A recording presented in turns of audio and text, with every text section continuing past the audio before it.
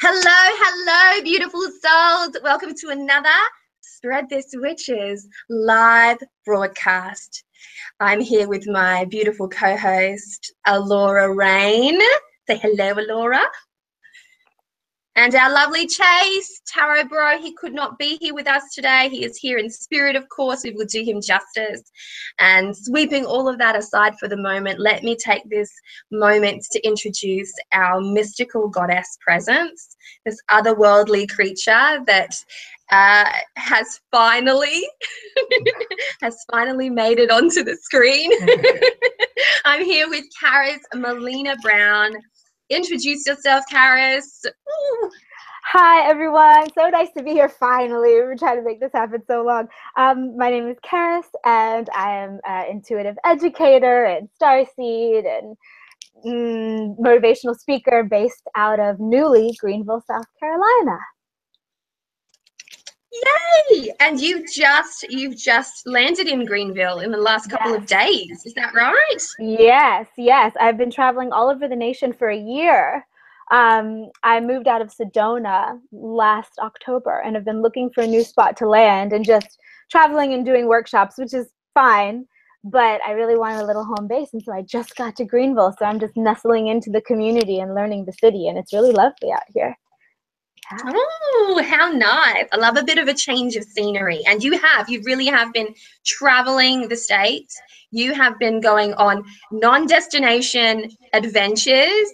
You went to Burning Man. You've done a whole ton of stuff in this 1 year. And every time you're seen, you're in a different part of the States. And now you're finally sort of like settling, so that this is going to be a difference for you, isn't it? Yes, very much so. And I am a Taurus, so I crave grounding. I do, but the universe just kind of puts me where it wants me, and Gaia kind of puts me where she wants me. And the US, I love it because it's like 10 countries in one. There's so many different ecosystems and cultures and even languages. I mean, it's all English, but different words being used in different parts of the nation. So it's been really fun to just kind of, and I'm kind of a mutt, you know, I'm biracial and multiracial with all these different races. So I kind of feel like going around the US, like I'm getting activated, and I'm also activating different parts of the physical grid that's here. So it's a really lovely life, but it's nice to be off the road for a little while before my travels start again next year. Oh, that sounds really nice. That's really nice. And I can definitely relate because I'm a Taurus also, and I love my physical like home base. I love to travel and have that little bit of space to come home to, and all my beautiful little things to be around me and sort of like cocooning me in a really nice way. And Allorah is totally different. She like packs up and moves in seconds, backing up and move. She's actually going to be here in Australia in just a couple of weeks. Like, she's like, oh yeah, I'm going to go study in Australia next minute. Like, visa applications are put in, and she's, oh yeah, I'll be there in this date. And so she's fast and loose with her travels.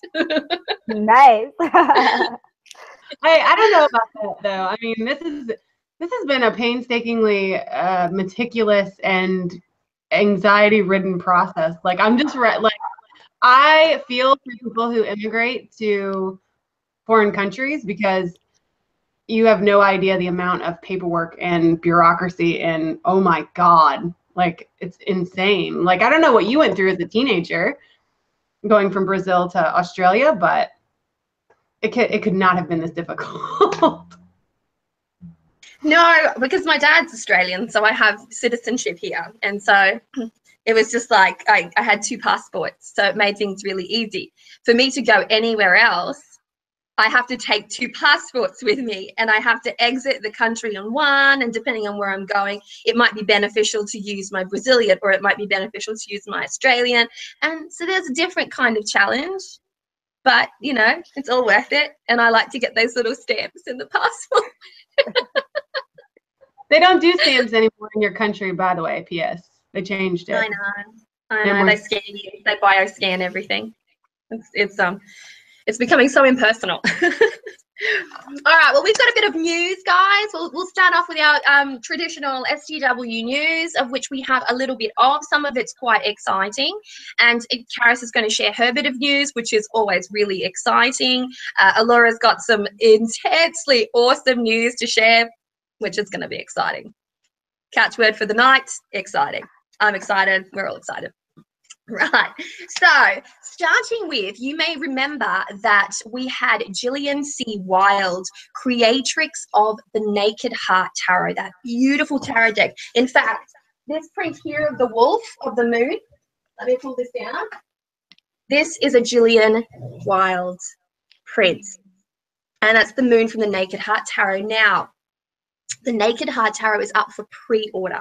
So that will be a link that will go live. We'll have that pre-order link on the STW Facebook page on Wednesday for you guys in the States and Thursday for us here in the Southern Hemisphere.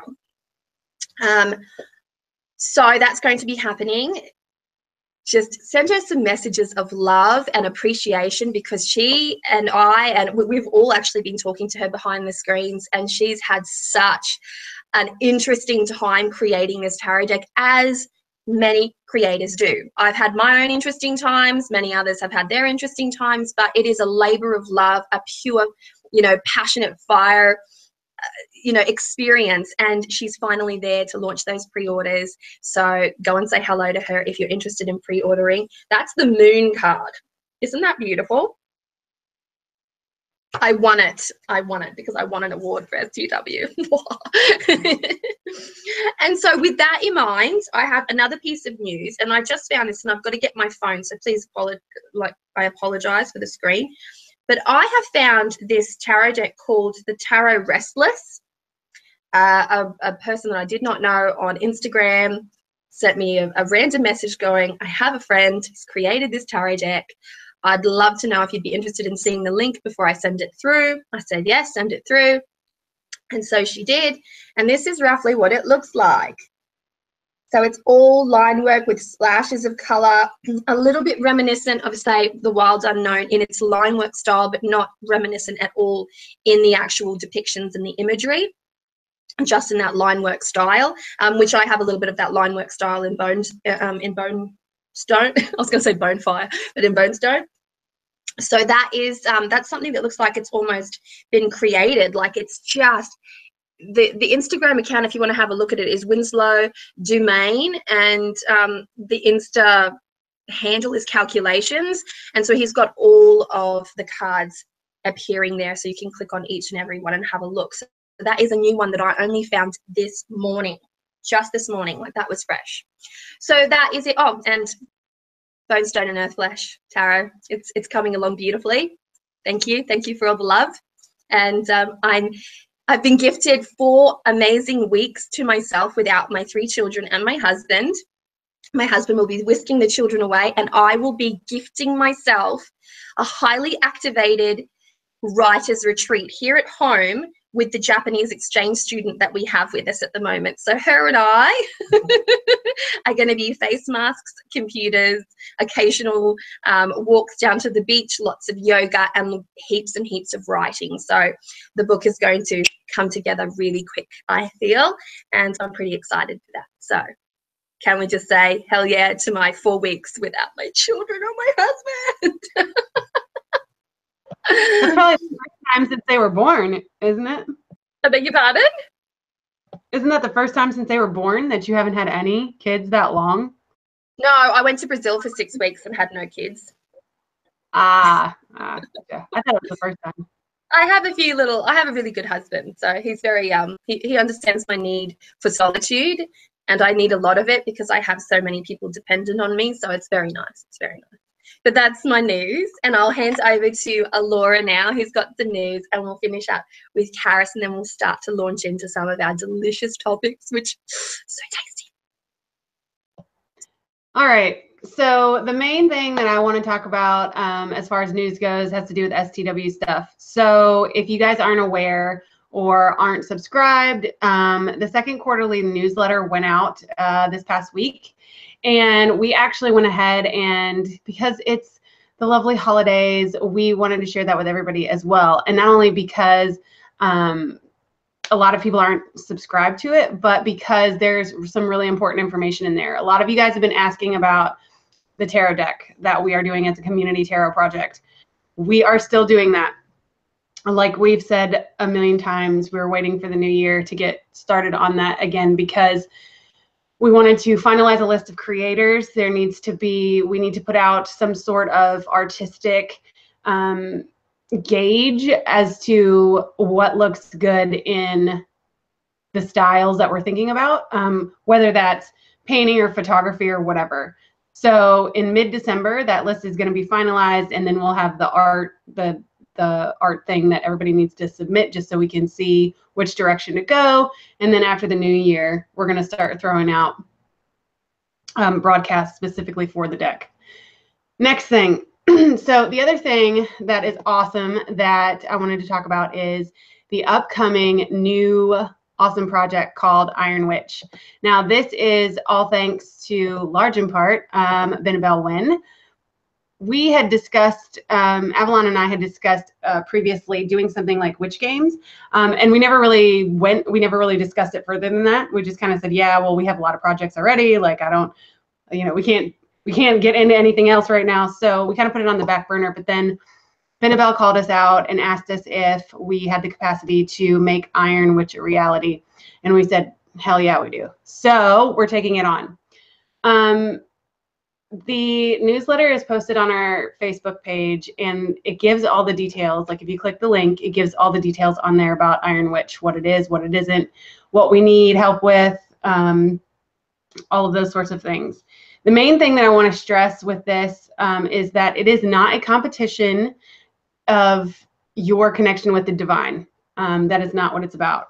So this is an elective competition. You can participate in the challenges without competing. But if you choose to compete, the competition is based on how creative can you be with obscure requirements to craft a spiritual craft item or spell working or what have you. So don't think that if you enter the competition, you're going to be ranked, to see who's the next high priestess. No. That's not it. That's not it. It's a completely creative endeavor. And yeah, so I don't want to run through all the details because that would take too long, but the best thing you can do is go to the STW Facebook page, look for the quarterly newsletter link. I believe it's pinned to the top of the page. Click on that, and then you'll see all the things that we are still in need of, when it's supposed to launch, and how long each season goes, and how it's supposed to run, because it's all in there. All right, so Avalon, I'm going to hand it back over to you so that Karis can tell us her lovely news. Excellent, excellent. And also, if you would like to harass anyone about Iron Witch, then please go and harass Benabel Wen. She is going to be emceeing a lot of that stuff, and it was a collaborative. We had our thought, but she put it out there as Iron Witch because she's a bit of a foodie and she loves the Iron Chef thing. So not to be confused with the Iron Pentacle. This is not associated with the Iron Pentacle. For those of you who are like, is this something to do with like the Reconstructionist movement? It's not. It's not. So now I shall hand over to the beautiful Charis, who has lots of tasty, yummy news. And I'm just going to let her share. Just feel free to sort of free flow with your information, Charis, and have a really good time talking to these lovely people. Yay, thank you so much.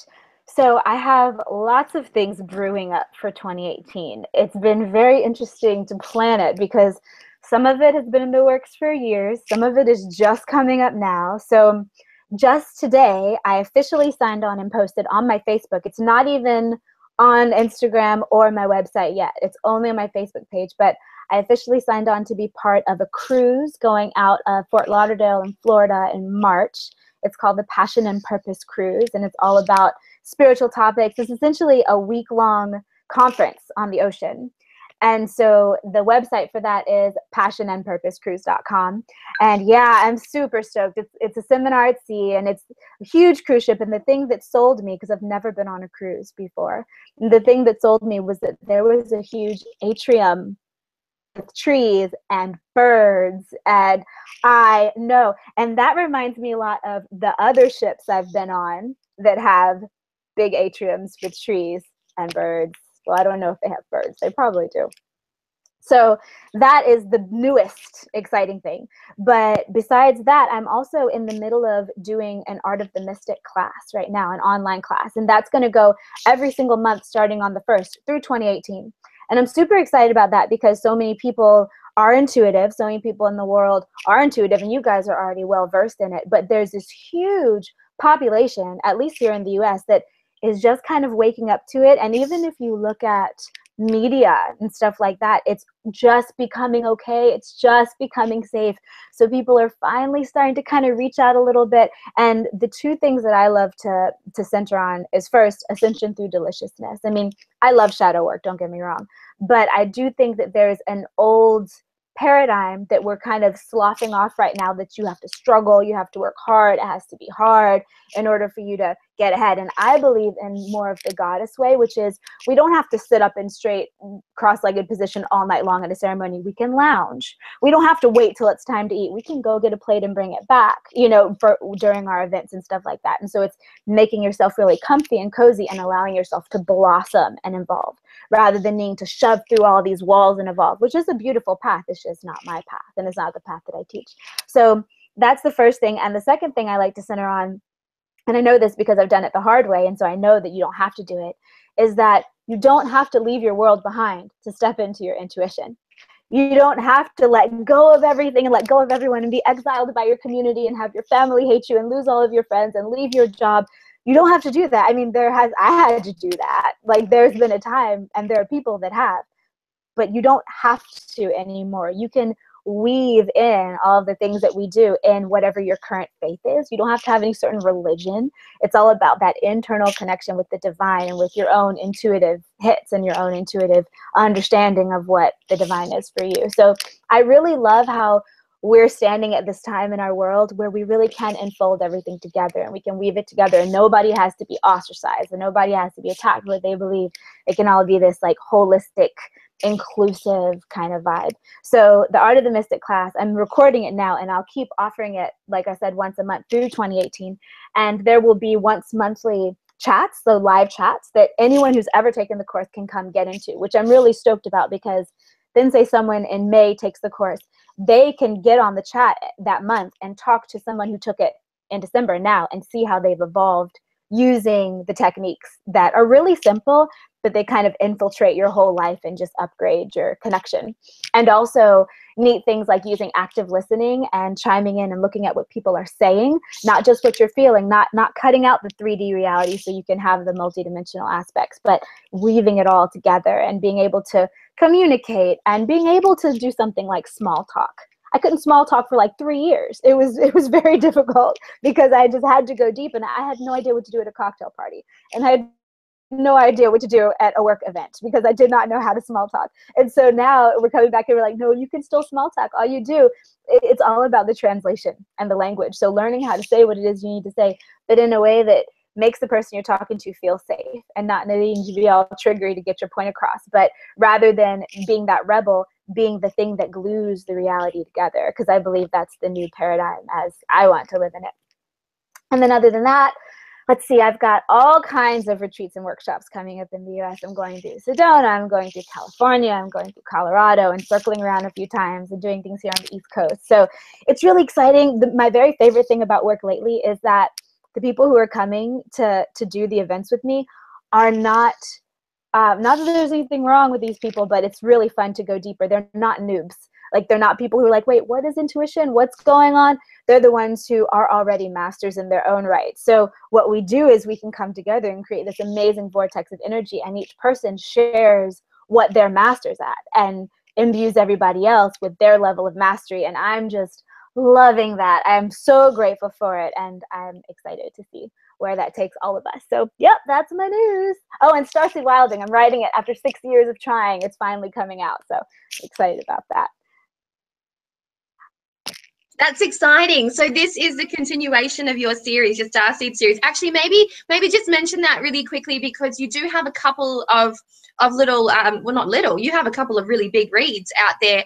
And I do recall, correct me if I'm wrong, you were talking or hinting or teasing about something to do with recipes. If you don't know, Charis creates food porn. If you've ever seen her food on Instagram, she's got this, it's like things I've never even heard of. It's like bee pollen and something else. And I'm like, I want to eat bee pollen.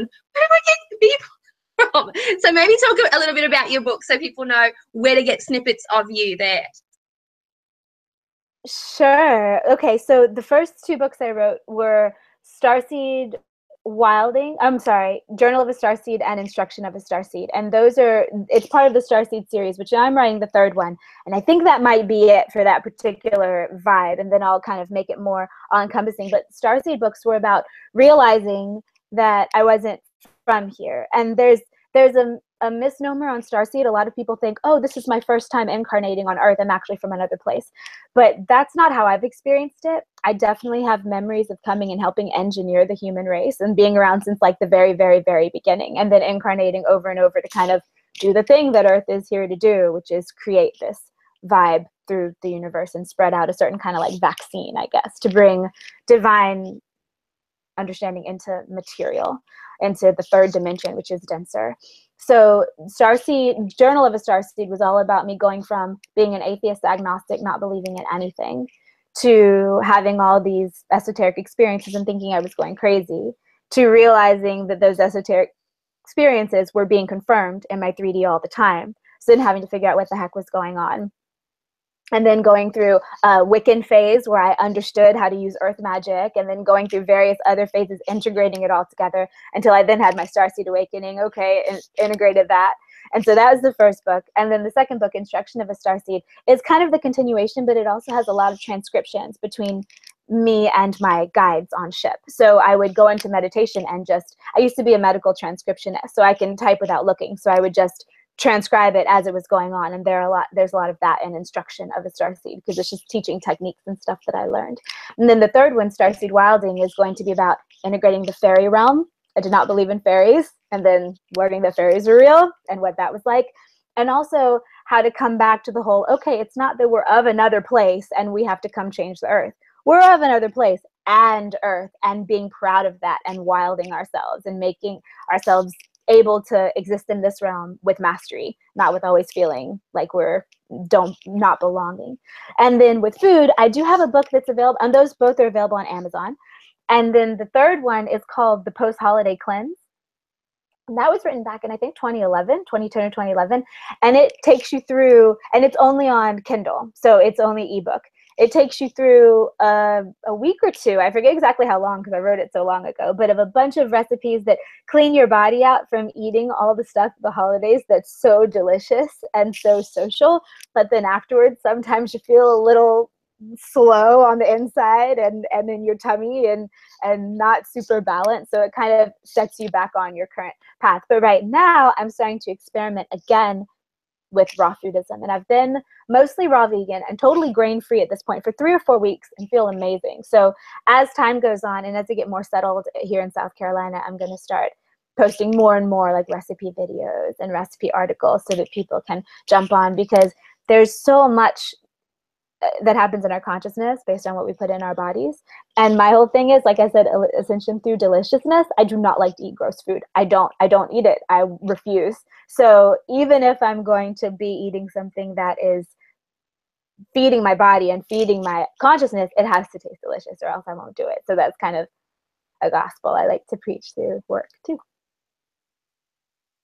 That's perfect. That's actually perfect, because I find that a lot of food that is really marketed for, I don't know, for health and well-being is it's disgusting. It really is disgusting. And I don't know how you can actually feel good on the inside and how that can really translate on the inside if you're having this experience in your mouth that is unwanted. You know, you have to, at an energetic level, you must be refusing what's going on there, right? So I don't think you're absorbing it to the full capacity. We've all had a really good smoothie and like the eyes cross over and you're like, you're really drinking that smoothie and it's so good and it just nourishes you. I see my kids do this all the time, like the smoothie thing. And it's like, oh, well, there's complete silence. It's a sacred moment of absorbing the food. And then there's the opposite when you put something on their fork and it's terrible and they're just like it's a full body experience.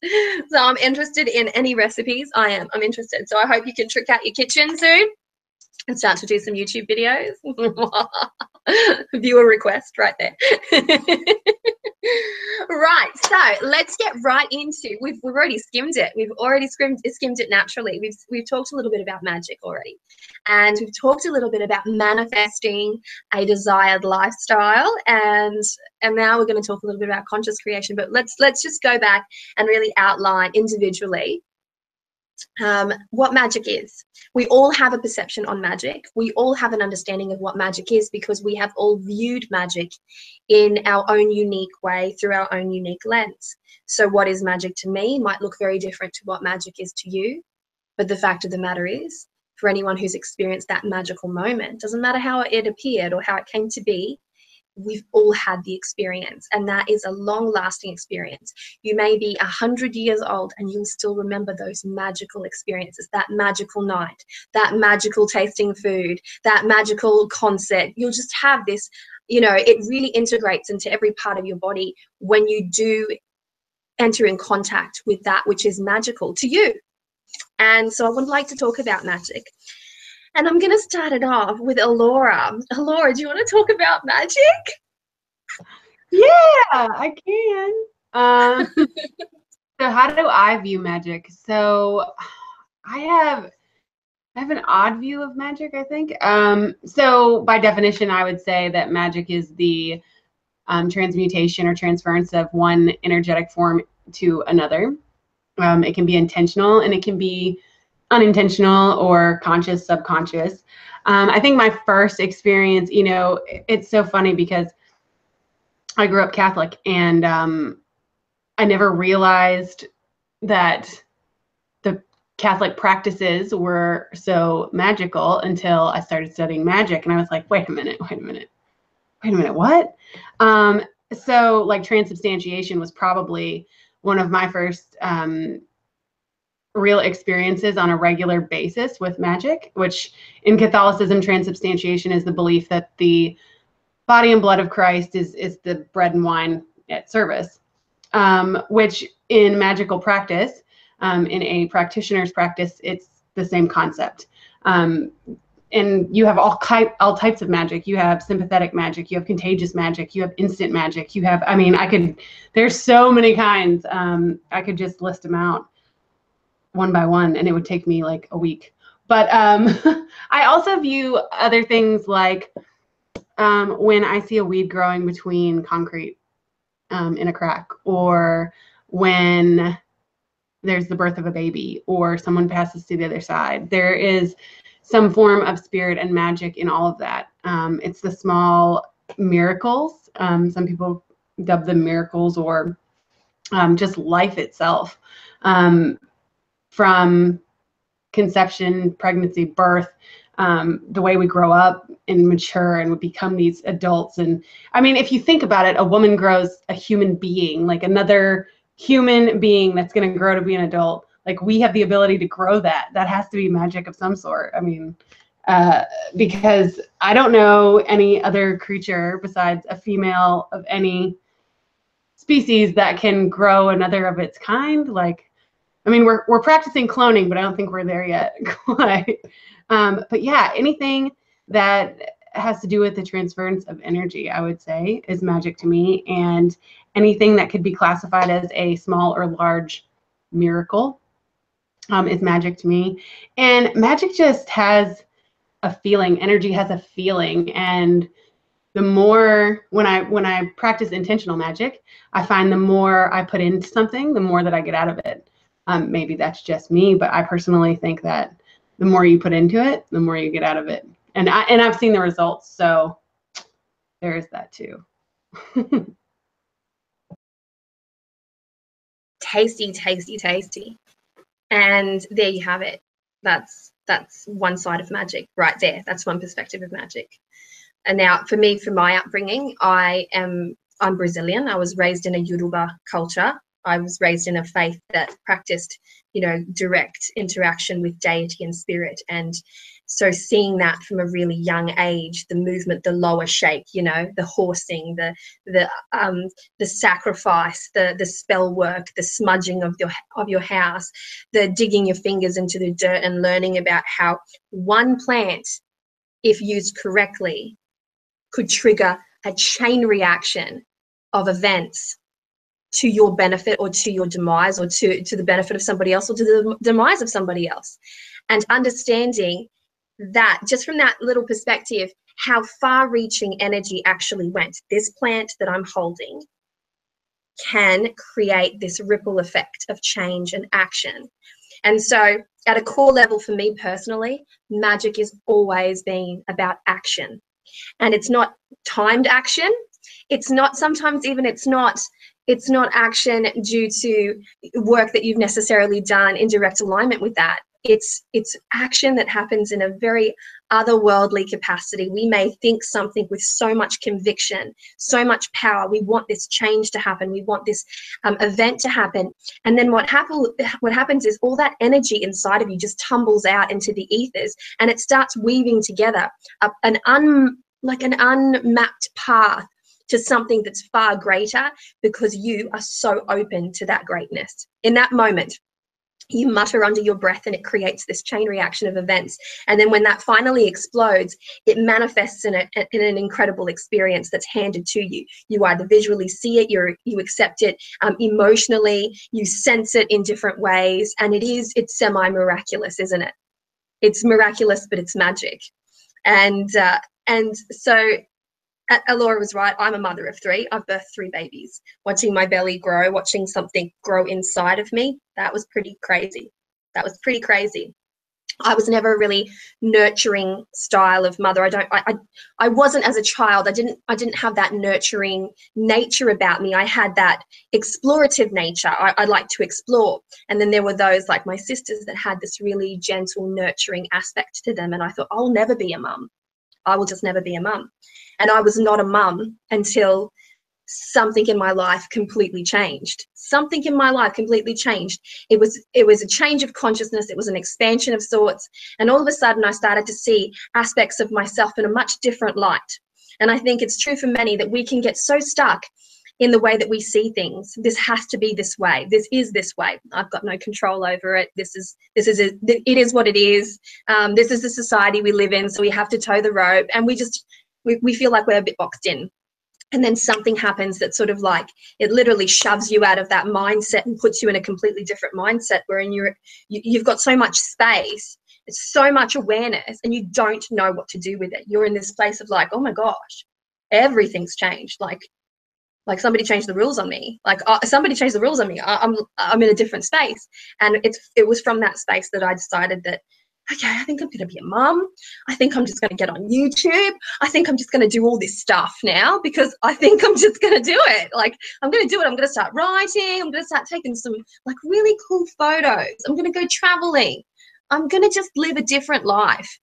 And that was really liberating for me personally, because I was a mum and I was watching other mothers, and this is no offense to any other mother, having to do put the child in daycare and then go and do the job that they didn't really want to do, missing out on that time with their children, experiencing that reality, which is very much a part of our reality. If you want to make ends meet and you need to work for a living and you need to do these sorts of things. And I decided that that's not how I was going to play my game.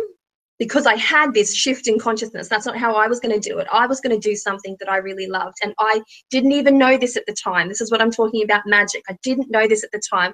I'm like, I have loved tarot since I saw my mother using it on her table in a very ritualistic manner. I've loved it. I always just loved to sort of hide there behind the liquor cabinet thingy there and just like look at her play with her cards, and the look of serene on her face. And she's a very disturbed woman, so the look of serene on her face when she was in these sacred spaces, that was magic. I naturally thought the cards were magic. That entire moment was magic. So every time I use tarot, I think that's magic. And I just decided to start playing around with tarot and talking about witchcraft on YouTube. And then my whole world just opened up to me in such a way. And I had no idea. I thought, I'm going to make some friends online. That's what I thought. I'm going to talk about some stuff that I really like. And that's what happened. So that's how I met Allorah. That's how I met Karis. And look at us. Look at us now. We're talking about such cool stuff. So that to me is magic. Uncontrolled action You know, the pouring out of energy, the weaving of emotion into conscious creation, non-conscious creation, that desire for change, the need for change sometimes, the desperate yearning need for change when we fall to our feet and we put our hands together and we pray to whatever God was imprinted in us when we were young. Even if we have no faith, people go back there in times of complete despair. They'll clasp their hands together and go, "Dear God." You know, even if their God doesn't have a face and they don't know the name of their God, they're going to go there with an otherworldly being and ask for divine assistance. And that's magic right there. That's my idea of magic. Charis, would you like to tell us yours? Sure, I'd love to. So my idea of magic is the unseen vitalizing force that runs through all things. And so what I think deliberate magic is being able to affect something going on in this world with focus and intention on molding energies in that space. So the way I usually think about it is that, like you mold clay with hands, you mold that with a mind and emotion, sometimes body movement, sometimes herbal stuff. But one thing that I've definitely learned is the props. You know, I've got rose quartz laying all over me right now, you know, because crystals are one of my jams. But the props go realm, so you can use them and they work, but you don't need any of it. You can just do it this way as powerfully. It just depends on what your favorite methods are. I do believe that it happens deliberately and not deliberately, and I do believe that certain people have a predisposition to it, the way that certain people have a music talent, or the way some people are just naturally better at math or whatever. But I think everyone can for sure learn it. It's a human thing. And I was raised, when I was a child, my family were Jehovah's Witnesses, which I don't know if this is always true for Jehovah's Witnesses, but the way that I was raised was that anything esoteric was automatically demonic and something to be terrified of. And so it's interesting because looking back, especially now, knowing what I do for a living and what I do in my own life, it's interesting how a lot of times growing up, we will have bars in front of us over the very things that we're supposed to follow, and that it shapes our path. So mine was the opposite. Mine was, no, none of that is real. There's a story that I'm still clearing out of my aura now, that I heard that I was crawling age, like maybe 1 or so, you know, like not walking yet, crawling. And my father saw me glowing with a golden light, and he became afraid because he thought it was demonism, thought something demonic was going on, because that's the only explanation. Like I said, I don't know if all that religion believes that now, but that's how I was raised. And so it stopped. And a couple years after I heard that story, I remembered that moment. And I remembered, because I didn't know I was glowing. I was just enjoying my life, hanging out, crawling around, whatever 1-year-olds do. And I remember feeling his fear. And I remember going, sucking it in and shutting that channel, because I was like, I don't want to scare the people that I love. I don't want to scare anybody. My whole journey as an adult, learning how to utilize magic, there's a lot of it that comes back around to, I don't want to scare anyone, I don't want to frighten anyone. And it's interesting because a lot of us, you know, natural born witches, I'll say that, you know, because everyone identifies with that probably watching this program. There is a huge wound on our spirits from all the lifetimes of martyrdom and torture and burning at stake and drowning and all the things that happened to us. But if you turn that around and say, okay, chicken and the egg, there were then people abusing it. There probably is a reason why people are terrified of this. There were people that did the bad things. So allowing ourselves to reclaim our power with the same intensity that stuff had maybe never even happened with. What if that never happened? What if we had that stuff had never happened, and over the centuries we'd been able to keep the things that we've known, and they were been able to progress the way that technology has, or whatever. Keeping that, while at the same time knowing, not spiritual bypassing and not being in denial about the fact that you can do harm, like you were saying, like you can do the detriment to someone. So knowing that, not pretending like it's not true, but being there and choosing to be good because we want to be good. We can't do the other things, but knowing deliberately, I know what I always say is I choose to serve the harmonic, because for 1,000 million years, whatever it is in heaven, I don't just want harps. I want harps and drums. I want the deep underworld depth and power and deliciousness and earthy experience. And I also want the harps and the chimes and all. So I believe that rather than saying one side or the other is correct, it's all about having everything work together in a harmonic chord. So all the notes can be represented in a way that benefits the whole. For instance, I mean, if something needs to go, like if you're shedding something in your life that it's time for it to naturally go, then you use that destructive energy to cut the cord to the unhealthy thing that you were doing that now you shouldn't do anymore. You use that energy of Pele, of Kali, all these types of things. They're not bad, where a lot of people fear it. Versus, of course, it's easier to use, Brigitte's healing fire in springtime to make something beautiful happen, which is where a lot of people want to say, oh, that's all I do.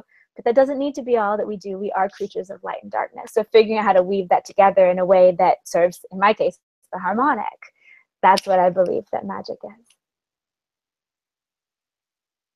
Yes, beautiful. And you've touched on the spirit work there, in the concept of deity, in the construct of deity. And it is so true. It's so true, especially in creation. So we've talked magic. Let's talk about creation now. And we love, as human beings, we love to create. We're here to create, whether it is food, a dinner for our families, whether it's a lesson plan if you're a teacher, whether it's, a cool, funky, and innovative creation.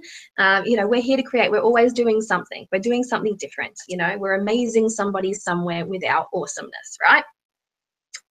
Well, a lot of that, when we enter into the world of mysticism, we start to look at how we can pull tools to us, whether they be metaphysical, whether they be completely spiritual tools.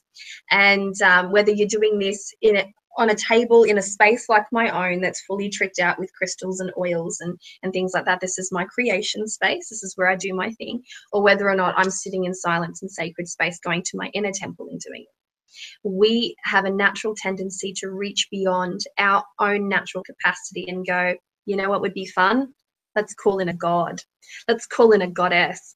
Let's just call in some like really awesome, delicious goddess energy right now. And because I lean towards a fully goddess-oriented path, not to the detriment of the masculine divine, let me just say, it's just naturally what resonates with me. I have a tendency to walk the wheel. Charis was talking about Wicca, we were talking about concepts of witchcraft in the sense that we have the witch's wheel, energy point solstices, equinoxes, important cross quarters, where a certain archetypal energy is personified at every one of those little points, every one of those stations. And if you like to harmonize with that wheel, and there are many other rhythms that you can harmonize to, you can just harmonize the natural phase of the moon if you want to, or the seasons if that's what works best, or something else entirely that I don't even know about. But if you harmonize with that wheel, then you start to understand that there is a light, there is a dark, there is a necessity for balance, there is a necessity for the rise and the peak of power. That's what I find the cross quarters are, these intense peaks, like these awesome shards that sort of dart from one side of the hemisphere to the other. And we're dancing on opposing ends of that amazing staff of energy, right?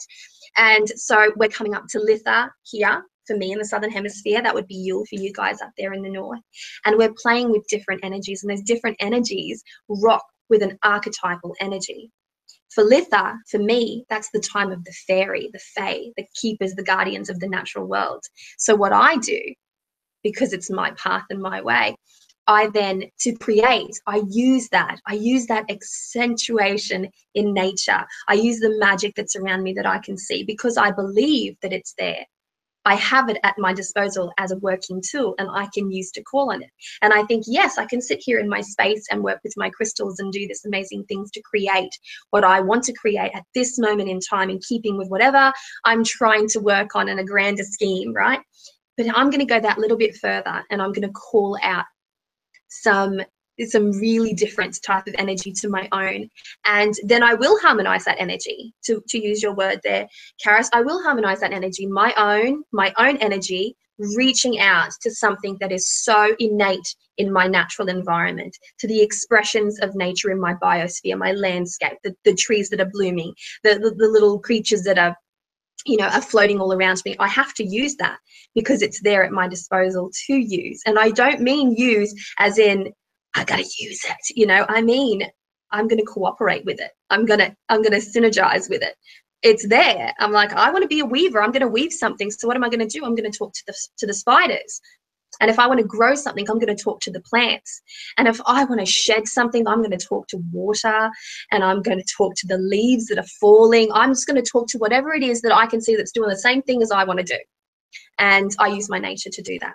And I use the concept of fairy. In other turns of the wheel, I will use the divine. I'll use the goddess. I'll use her many personifications, whether it be something dark and brooding.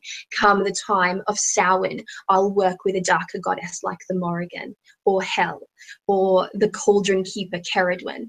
And, you know, at times of Imbolc, I'll work with the goddess Bridget and her beautiful flame. But there is a light and a dark, like was just said. And if you have a careful look in how deity is personified cross-culturally speaking, you will see that there is a little expression of our beautiful druid, Tuatha De Danann goddess, priestess, Bridget, all the way over in New Orleans with Mama Bridget.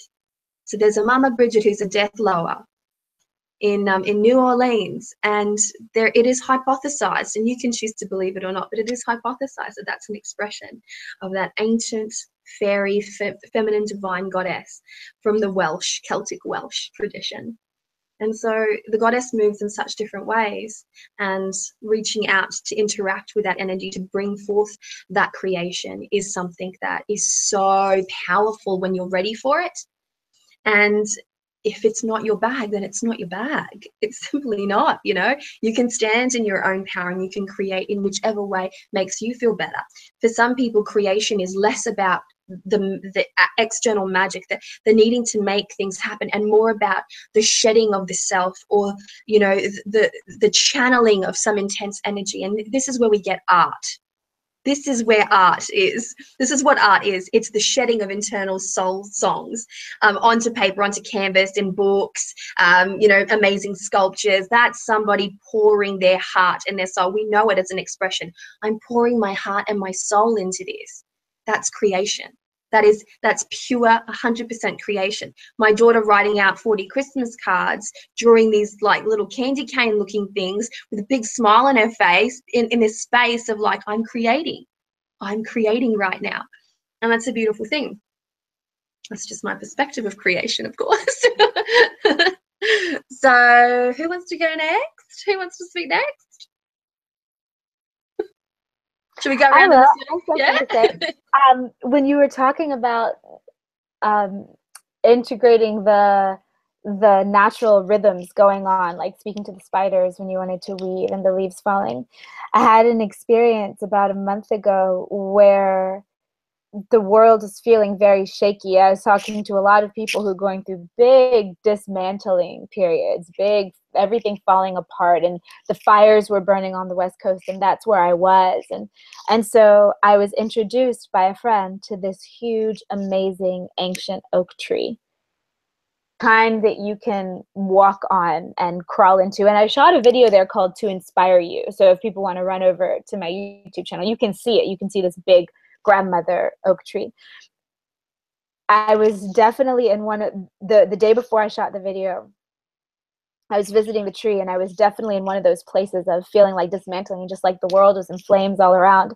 And so advice, if people want to try this, you can just go snuggle up to the tree and just like stick to it and hold on to it and merge with it. And because this came to me as I was doing that, because I felt like she invited it. And then once I did, I was like, when the universe is coming apart, you find the oldest thing you can and just hang on.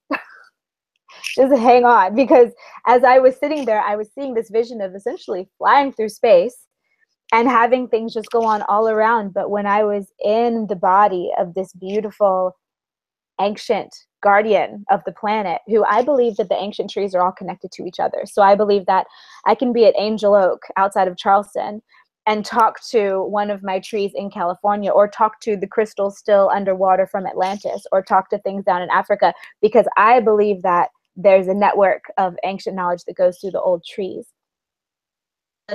Of your opinion of that, definitely things that have been around for a long time, if you're going through a period of shifting, to go and just integrate yourself with that energy and snuggle with it and let yourself be held in its arms, is super powerful. And it's one of those things, every single class I teach and every single workshop that I do, is definitely a big part of it is getting into nature, like you were saying, and letting it harmonize us, because I believe we're little pieces of the earth.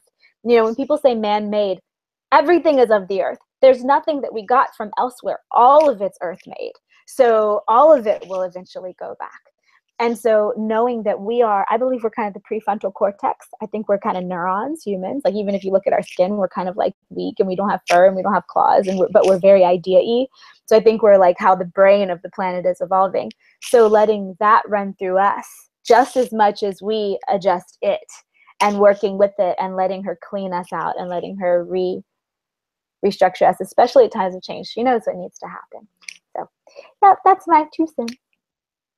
That's beautiful. And yeah, like you've painted a really beautiful picture there in that regard. And you're right, you're bang on about the oak trees. I had a recent experience where I was working with I was just under a bit of pressure. I was under a bit of pressure and I was feeling it. You know, and it got me really creative. I actually decided, rather than sit there and brew on it and get really upset about it, I'm going to write a blog about this. I'm going to take some photos. I'm going to go out there with the green ants and do like a nice magical working for myself, and pull in like my war deer from my drum and my raven totem. And right then in that moment, I thought, I fucking wish I had some oak. Like, I needed oak, because I think of oak as iron, like ironclad, resolute, strong, like, just I needed it. And I'm like, where am I going to get oak from? So in a conversation that evolved, no more than 12 hours later, I had a beautiful woman in Tasmania send me some Tasmanian oak, and I've got these staves of Tasmanian, you know, these small, but she put it in a little, just over there. I'm like this, assuming that you can see it, but you can't. I've got these beautiful pieces of oak, and she's chopped up some small pieces, and I swear, the moment the package arrived, I looked at it, and I was cuddling it as I was walking out of the post office, and I was like, God, this is the best day ever. And I've never been that close to oak before. Never in my life have I been that close. To feel the call for it in such a way, and then to have it in my presence, in my physical, in my hands, and hold it physically, that was magic. That was magic. That was magic. Thank you, postal system. Thank you, internet. Thank you, beautiful soul in Tasmania, opposite side of the country to me. I'm far north. She's deep, cold south, like parallels. She's just sent me some of her goodness, so that was magic. All right, Allorah, you have to be one of the most creative people that I know. You're a soul writer. Like, you bang out the words with such a clever, almost pop culture, but not pop culture, because fuck pop culture. That's the attitude that I get from your writing. And like, you've written such good stuff of late, and you do it so quickly. You process that kind of stuff so quickly. So talk to me about your creations. All right. So, well, when I write, writing for me is I get more out, and I'm able to express myself better and communicate better than when I speak. I don't know why this is, but it just happens that way. So that is probably why it seems like it doesn't take me any time at all, because that's where I'm in my flow. That's where I make sense. That's where I can just go and just type and go and type and go. And actually, this is interesting, because I'm actually working on a blog right now about spiritual delusion, because it happens. And when we're talking about creation and 2 sides of things and so forth, with this blog piece that I'm writing about spiritual delusion, it's reminiscent of that, and it kind of gives me things to put in there, because we can, you know, follow our path and raise our vibration and be up in our higher chakras and completely forget about our lower chakras.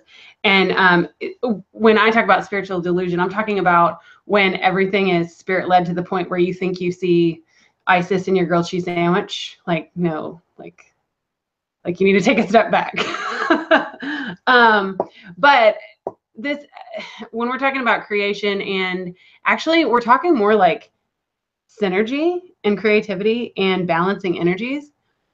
And so I have 2 points. First of all, when you guys were talking about goddesses, this brought up something that I was actually just listening to Sunday, I think it was. Sunday, Saturday. So I got a new matron, Artemis, and I have begun studying with of her.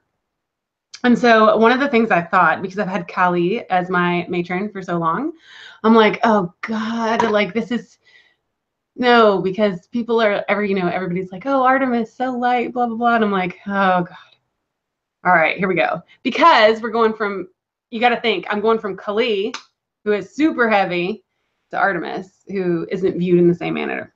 So I'm like, all right, well, then I find out, I'm listening to this really good actual podcast on YouTube about, it's a classical mythology podcast that they do. And it's all the mythos of Artemis. And I find out that actually in Taurus, a part of Greece, anybody who washes up on the banks of Taurus is a human sacrifice to Artemis, like automatic. Like if you get shipwrecked, that's it. You're done. You're a human sacrifice. So it's just like in history, there are no, you're never going to find a hero or a villain. Like that's the way that the gods and goddesses work as well. No deity is ever one-sided. They have all these different facets, and even the, breed or any other type of lighter energy goddess you can think of, which I don't even like that term, which goes back to another blog I did. But anyways, but any other lighter energy goddess you can think of definitely has a darker side. And then the other thing I wanted to talk about, especially with Karis, because Karis, I have loved you forever. And I don't know if you know this, but we actually grew up like an hour apart. You can unmute your mic so you can speak. Where did you grow up? Matthews County. In Virginia? Yeah. What? Matthews. Yeah, Karis, aren't you from Richmond? Yeah. From Emporia. So it's like an hour south of Richmond. Oh yeah. Hey, actually, I've been to Emporia a lot because my dad, he's a Civil War reenactor. So they go down. Yes, he does all that. Yeah, those wounds are fresh on the land there. Fresh, still bloody. Yeah. Mm-hmm. But so I have watched your stuff for a very long time, and I do hold some ascensionist beliefs and some belief in starseeds and so forth and so on. However, I do think that I think there's this divide between New Age spirituality and witchcraft, and I feel like it can be synthesized successfully, and I think you do that really well, actually. Can you talk about that a little bit? Sure. When I think about the concept that you're talking about, what I call it, there's some literature about this. People can look at it, spiritual bypassing. That's what I tend to call it, because then you've got people talk about, we'll just white light it. And I was just having a conversation with a friend about this last night, and she was like, well, you can just white light it. I was like, but you can't though, because it doesn't work. I mean, you can white light it and it will be like getting a fix. But then a week later, the same shit's going to show up in your reality that you have to deal with.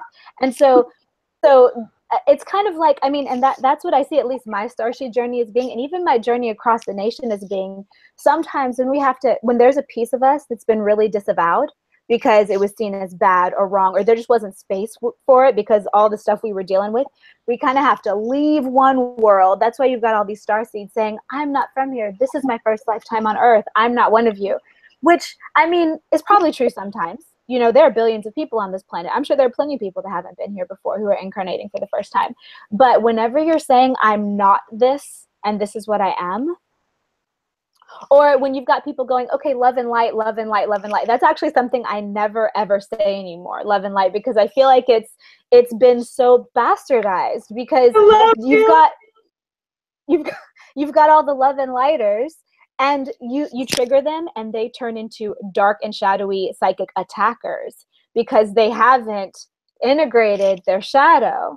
And the thing about integrating your shadow is that's where our superpowers lie. That's where what we're here to do is we are creatures of light and darkness. Matter is made up of light and darkness, positive and feminine. I mean, positive and negative, masculine and feminine, all these things that we have to put in together. And so when I look at ascension, what I'm talking about is basically, I mean, you can say Christ consciousness. That's what he was doing. It's allowing the divine to come through the physical, not saying that anything in the physical is bad, not saying that the physical is bad. I think it's just the next step in human evolution where we retain the eyes and we retain the lucidity, the divine lucidity. So it's not saying, okay, well, I'm ascended, so now I don't get mad. Or I'm ascended, so now I don't have sex. Or I'm ascended, so now I don't put on eyeliner and red lipstick. You know, and because goodness knows all the lifetimes that we were in the sacred sexuality temples, black eyeliner and red lipstick was the mark of a priestess. So when I look at it, that's why rather than ascension now, I like to use the term harmonization, because I believe as you grow into the light, you also grow into the dark, and then it's up to you peaceful or clunky you're going to be about it. And you can definitely tell by what happens in your life and whether or not you have stuff coming out of nowhere and smacking you in the head all the time, which means you have some major unintegrated shadow you have to figure out, or whether or not things go cool and things go fluid. And you can look at the part of you that you usually lock in the closet and only allow out when it's time to wreck shop because you have to protect someone or protect yourself or draw a boundary or fix something or cut something out. Let that out all the time and see what else can you do other than lob people's heads off. What else can you do? You don't deserve to be locked in a closet my whole life until I have to wreck shop on someone. Let's integrate you. Let's figure out what else you can do and have everyone come to the party. And I think that's a unique thing right now in human and planetary evolution, is that we can finally, we're kind of allowed to do that now, because I think we figured out enough that we can hold the consciousness and do it. That's actually really, that's perfect wording right there.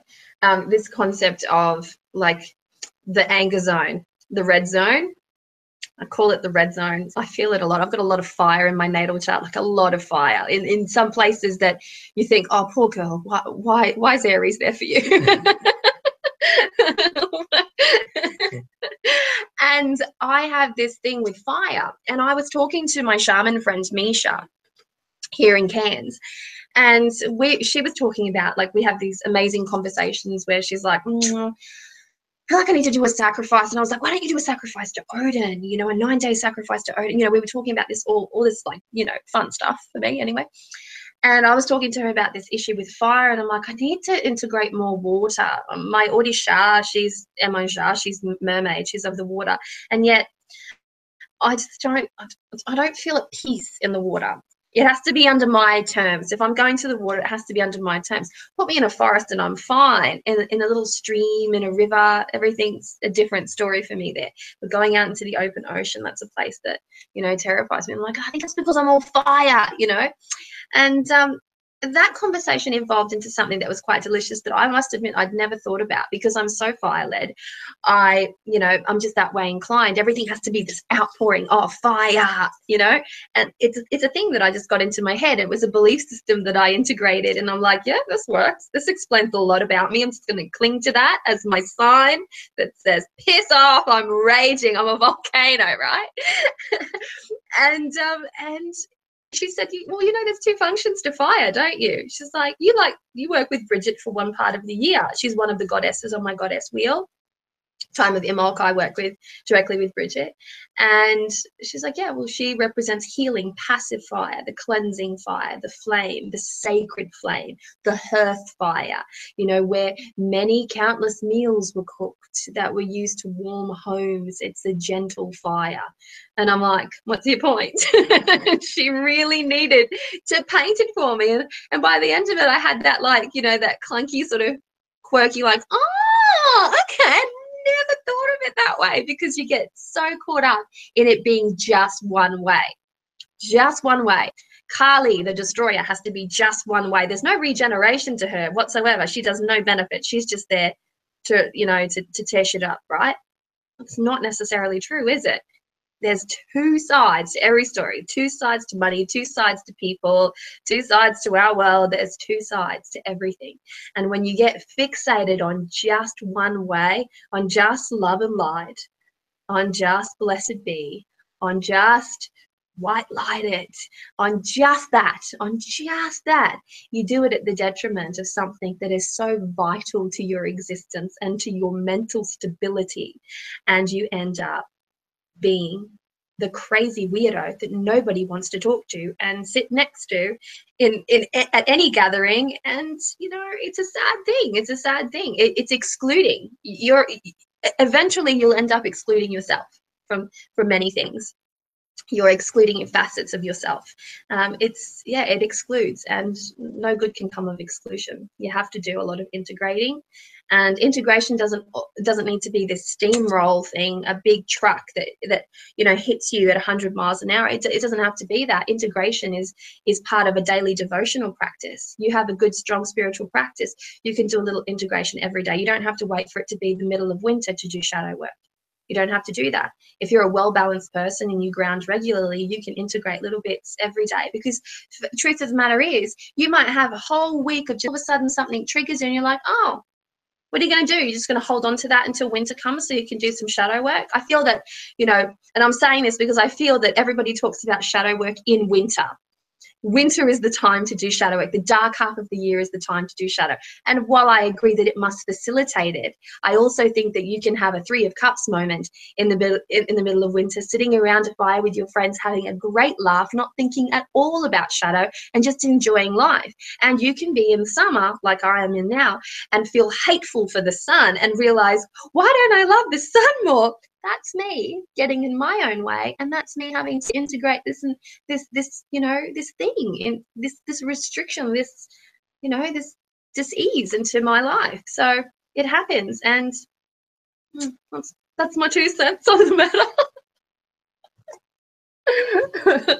So where are we up to, ladies? We're having such a good time. Where are we up to? I did see a question earlier. I think Elena was asking Charis, what star system are you from? And that was like way back at the beginning when we were doing like the news segment. She asked that. I don't think the answer is going to be all that satisfying. I'm from like all of them. What I've been told by my star guides is that I'm a pure hybrid. So I have Pleiades, I have Draco, I have Arcturus, I have gosh, I'm not even thinking of them right now. Definitely Orion, definitely, like, for the first memories I have are from star systems that no longer exist, that we don't even have words for. So what I've been told by my star family is that my embodiment in this lifetime on the planet, and that's also why I'm so many different physical races, is because I'm so many different star races, and that I'm kind of an experiment to merge it all together. So sometimes I feel super Pleiadian and love lighty, and that's I do. Like, if you look at my old videos, my 5D-ish Pleiadian aspect was the one that really came because she was the most comfortable in front of the camera.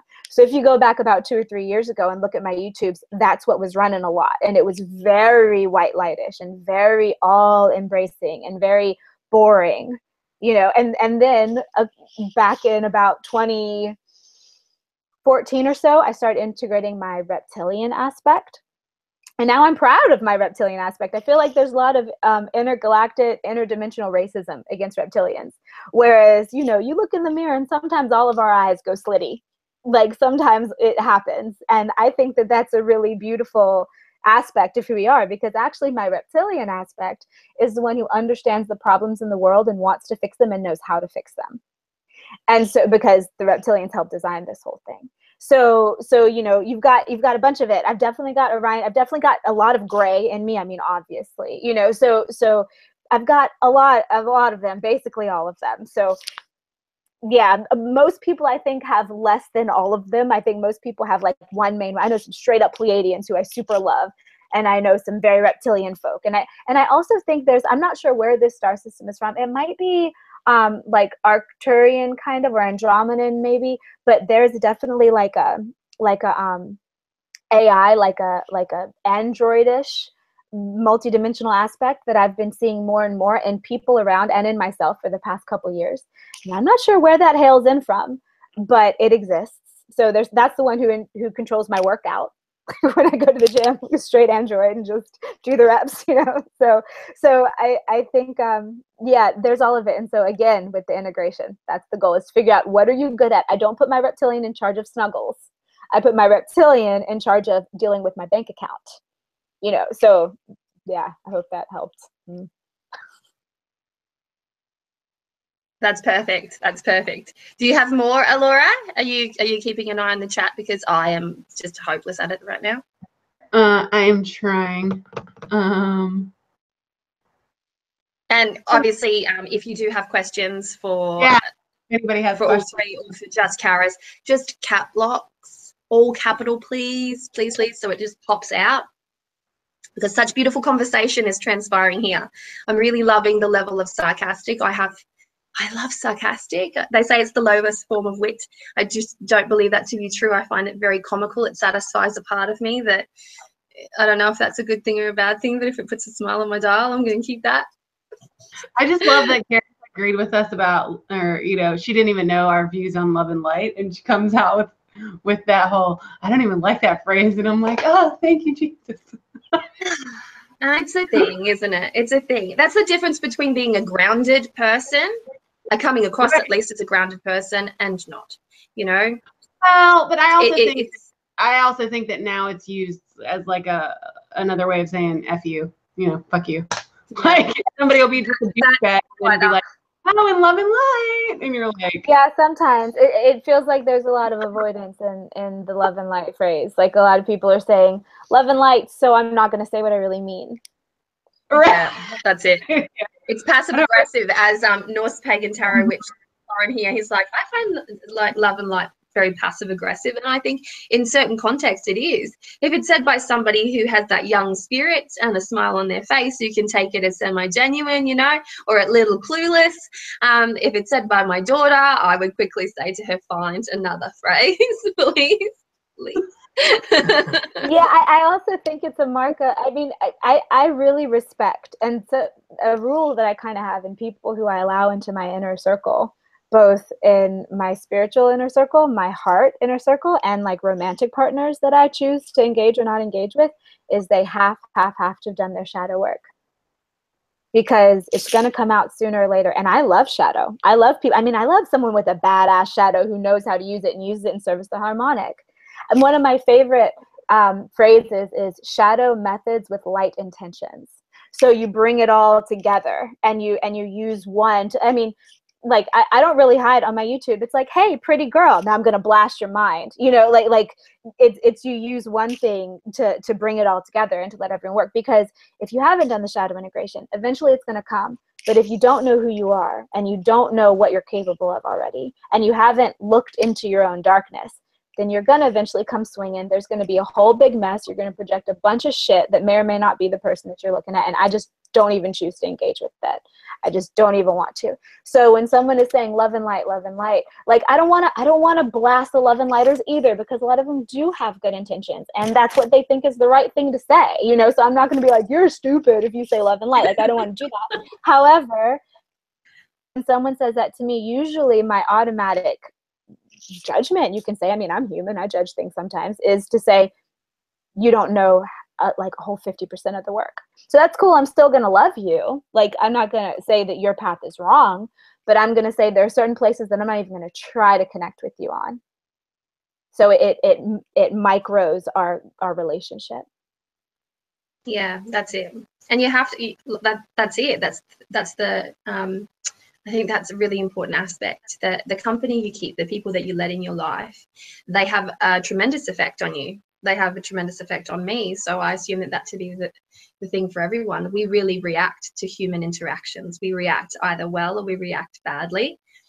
And over time, the more you get to know yourself and the deeper facets of yourself, you become a better judge of character for the peace and harmony of your life. Now, you know, we as adults, we tend to have this idea of, I know what ticks me off. I know the things that irritate me, so I'm going to steer clear of people who, you know, who do these things, and then I won't be irritated. That's kind of a little aspect of shadow work, but take it all the way deep, deep, deep into the darker parts of who you are. And there are just things, there's that thing inside of you that keeps repeating itself over and over and over again, and you keep pushing it down and you keep pushing it down and you keep pushing it down until eventually you yell and scream and shout and react like a crazy person in a situation that does not call for that behavior, and then you stand out like a sore thumb and people are like, ew, unstable, I don't want to be around you, you know. And then they'll start to give you the wide berth. So it's actually better for your quality of life if you do the shadow work. It's better because you learn more about yourself and who you are and the things that are a problem for you. You can then understand, okay, this is a problem for me. People are still going to do it, so I need to figure out a coping mechanism for this. And that, you know, we were talking about small talk before. You figured out a way to make small talk eventually, right? You know, that's a coping mechanism for something that you noticed was out of balance. And so something happened here on my screen, so I just got distracted. And that's genuinely a pretty beautiful thing. And I must admit, like I keep my circles quite small because I am very grounded. I know that I carry judgments with me. I have very little patience for nonsense. I know this about myself. I feel I also know how to use my shadow and my fire really well. And I have a very water-oriented husband who can't enter into a confrontation to save his life. I mean, he's capable of it, but he knows that I'm there. So if he doesn't have to raise his voice, if he can just go, hey, hun, can you sort this out with, you know, our internet provider? I'll be like, okay. And that's him saying, I recognize this facet in you, and I would love it if you could use this on my behalf, and please go and yell at someone for me. And I'm like, okay, and see, and then we end up harmonizing because he doesn't have to do that because it makes him feel oddly uncomfortable. I've been shoving that aspect, trying not to yell at someone all day long, and then I'm like, yes, free reign, I get to do this, and then I use it well, you know. And once I've done that, once I've put it to good use, I feel better. I feel, you know, I feel like I've unleashed, you know, an important aspect of myself in that moment. And I'm so much more peaceful for months and months and months, you know, until eventually I have to do something with that fire, with that angry fire again. And creating is not necessarily something that, you know, I'm in a headspace for, because I need to do some destruction in that moment. And I think you'll get there with shadow. Shadow is going to be one of those best friends. It's also going to be one of those nasty bitches, but it's going to be your best friend too. And you'll end up being a much better person for it. Opinions? I just wanted to my chat. I just wanted to go back to the love and light real quick thing, because when we were talking about it, it's just like with any other phrase or saying or spiritual buzzword or what have you. Because there are people that say it that are completely and 100% genuine, but I'm talking for like the mass majority of folks that use it. You're just like, nah, bro. Like, I don't know. But yeah, I mean, I do know some people that use it. It's genuine. They mean it. They understand it, so forth and so on. So I don't want anybody to get the impression that, like, if you say that, I'm automatically going to just put you on a spit and roast you for human sacrifice to Artemis or whatever, because that's not the case. But it's like with anything else. I mean, I think I think when that was the whole point of that blog about spiritual buzzwords, was when you say something, you have to put meaning into those words. And if you say it, if you overuse it, or you don't use it in a respectful or sacred manner, the meaning can get lost, or those words don't hold the same power that they once did, or the meaning can shift and change, and it can be something totally different. So yeah, that's all I want to say about that. And P.S., your husband is so smart. Like, he takes your kids, he lets you yell at people. Like, I need to shake this man's hand when I get over there. He's next level. He's next level. He's beautiful. Inspirational. He's inspirational. Yeah, he really is. He's like, for the longest time, I've called him my Buddha, because he just doesn't, he's even keel all the way through. I've never seen him get raging mad. I've seen him get, cranky, upset, like, bugger, shit, that kind of thing. But I've never seen him just lose it. And he has seen me like, and he knows. He's like, wow, that's already there. That's already there. Let's play that card. Let's play that wild card from time to time. But I've got to say, he handles his problems in ways that I admire and that I wish I could do more. And I would like to give you a really cute example. My husband, he's an environmental scientist. He has a major in marine biology and a minor in environmental science, and he works for the Department of Environment and Heritage Protection, and he works with Indigenous law and land handover tenures and things like that, right? He's quite the academic in his own right, and he's a green thumb. So everything he touches, like plants just pop up. He's my green man, right? And he decided that and he's very lucky in that, that's definitely his calling, because wherever we go, there's a plant sale with an amazing plant that usually costs like $500 at a nursery, and he's just picked it up for $20, because he's just been there at the right time. And so he's populating our garden, our little biosphere here at home with all this beautiful stuff. And he's planted a fig tree, a beautiful fig tree with these buttress roots that tangle and just go amazing. They're a real feature here in our natural landscape. And he's planted it in our yard. We own this house. We own the land that this house is on. And he decided to plant it. And our neighbor asked him to not plant it there. Like, can you please pull it out of the ground? That tree's going to be a problem. You shouldn't have planted it there. And basically stepped into our land, into our space, and told my husband what he should and should not be doing.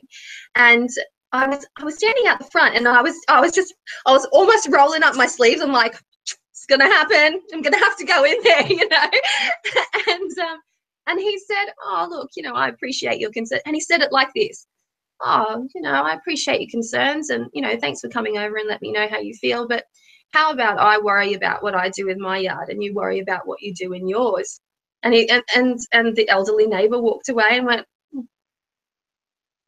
all right then. And that was it. And I'm like, what? No fireworks. And he just did it so smoothly, and there wasn't an argument, there wasn't bitterness. We're great friends with our neighbors.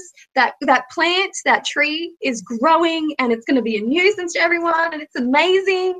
But he handled that so beautifully, and that's my inspiration. Like, I want to be more like my hubby at times, and so we're very good for each other. So that's a beautiful thing. So, right, folks.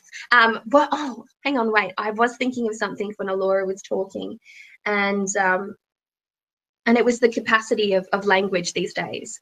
You were talking about spiritual buzzwords and how people use words, and I find that the way that we articulate ourselves in modern day is quite appalling and could be a lot better.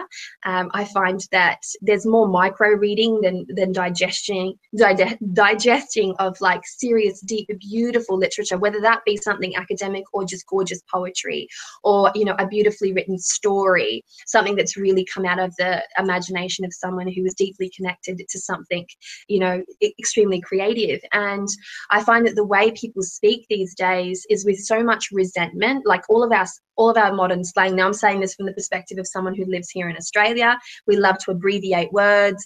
Lots of swearing happens. It's just part of the culture here, and you sort of tumble into the culture. You end up, whenever you go to a different country, you eventually speak their language. So if they're going to go, oh, fucking hot day, you're going to go, oh, yeah, it's a fucking hot day, right? You're going to say that because that's what everybody says and you can't help it. And I have noticed that my language has deteriorated terribly being here in Queensland, where people are very relaxed. It's kind of ochre. It's the type of drawl that comes out of you where all the words bleed in together. And I find that there's less meaning behind the words that we're saying. And I think that when we're consciously creating, when we're manifesting, when we're engaged in magic, what we say and how we say it is of great importance. And it's also for this reason that I tell people who are trying to learn facets of magic to not feel like they need to go to ancient Latin or Theban or the language of a country that they are not native of, and a language that they don't really have any experience with whatsoever, and begin to to spew out power words, because there's no confidence in what you're saying, then there's no connection to the deeper meanings behind the feelings you're trying to invoke with certain words. And I think that the way that we choose to articulate ourselves with power, with purpose, with meaning, with integrity, paints a greater picture of who we are as individuals. If I was to walk into a classroom meeting, say with my kids, and go, "G'day, mate," that's going to peg me as a bogan. Whereas if I walk in there and say, "Good afternoon," that will peg me as a polite mother. And if I use another term altogether, that's going to peg me in a different way. So the way that we convey our sentiments, our feelings, the words that we use, particularly in magic, particularly in manifestation and in conscious creation, like, it's really, really important. And if you don't feel like you're really connecting with anything remotely that remotely resonates with a beautiful romantic poet, and you would like to, then stop speaking and start feeling.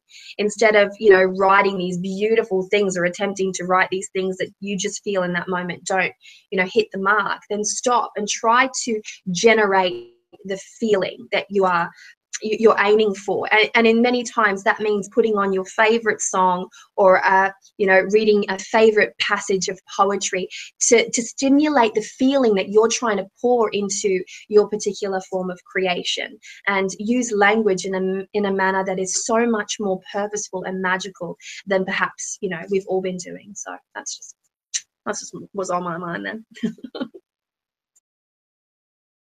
Thoughts? I really agree with that. Something that I've noticed in various spiritual, because especially being over here in the West, Eastern philosophy is moving over and getting more and more. It's been here for decades, but getting more and more embraced all the time.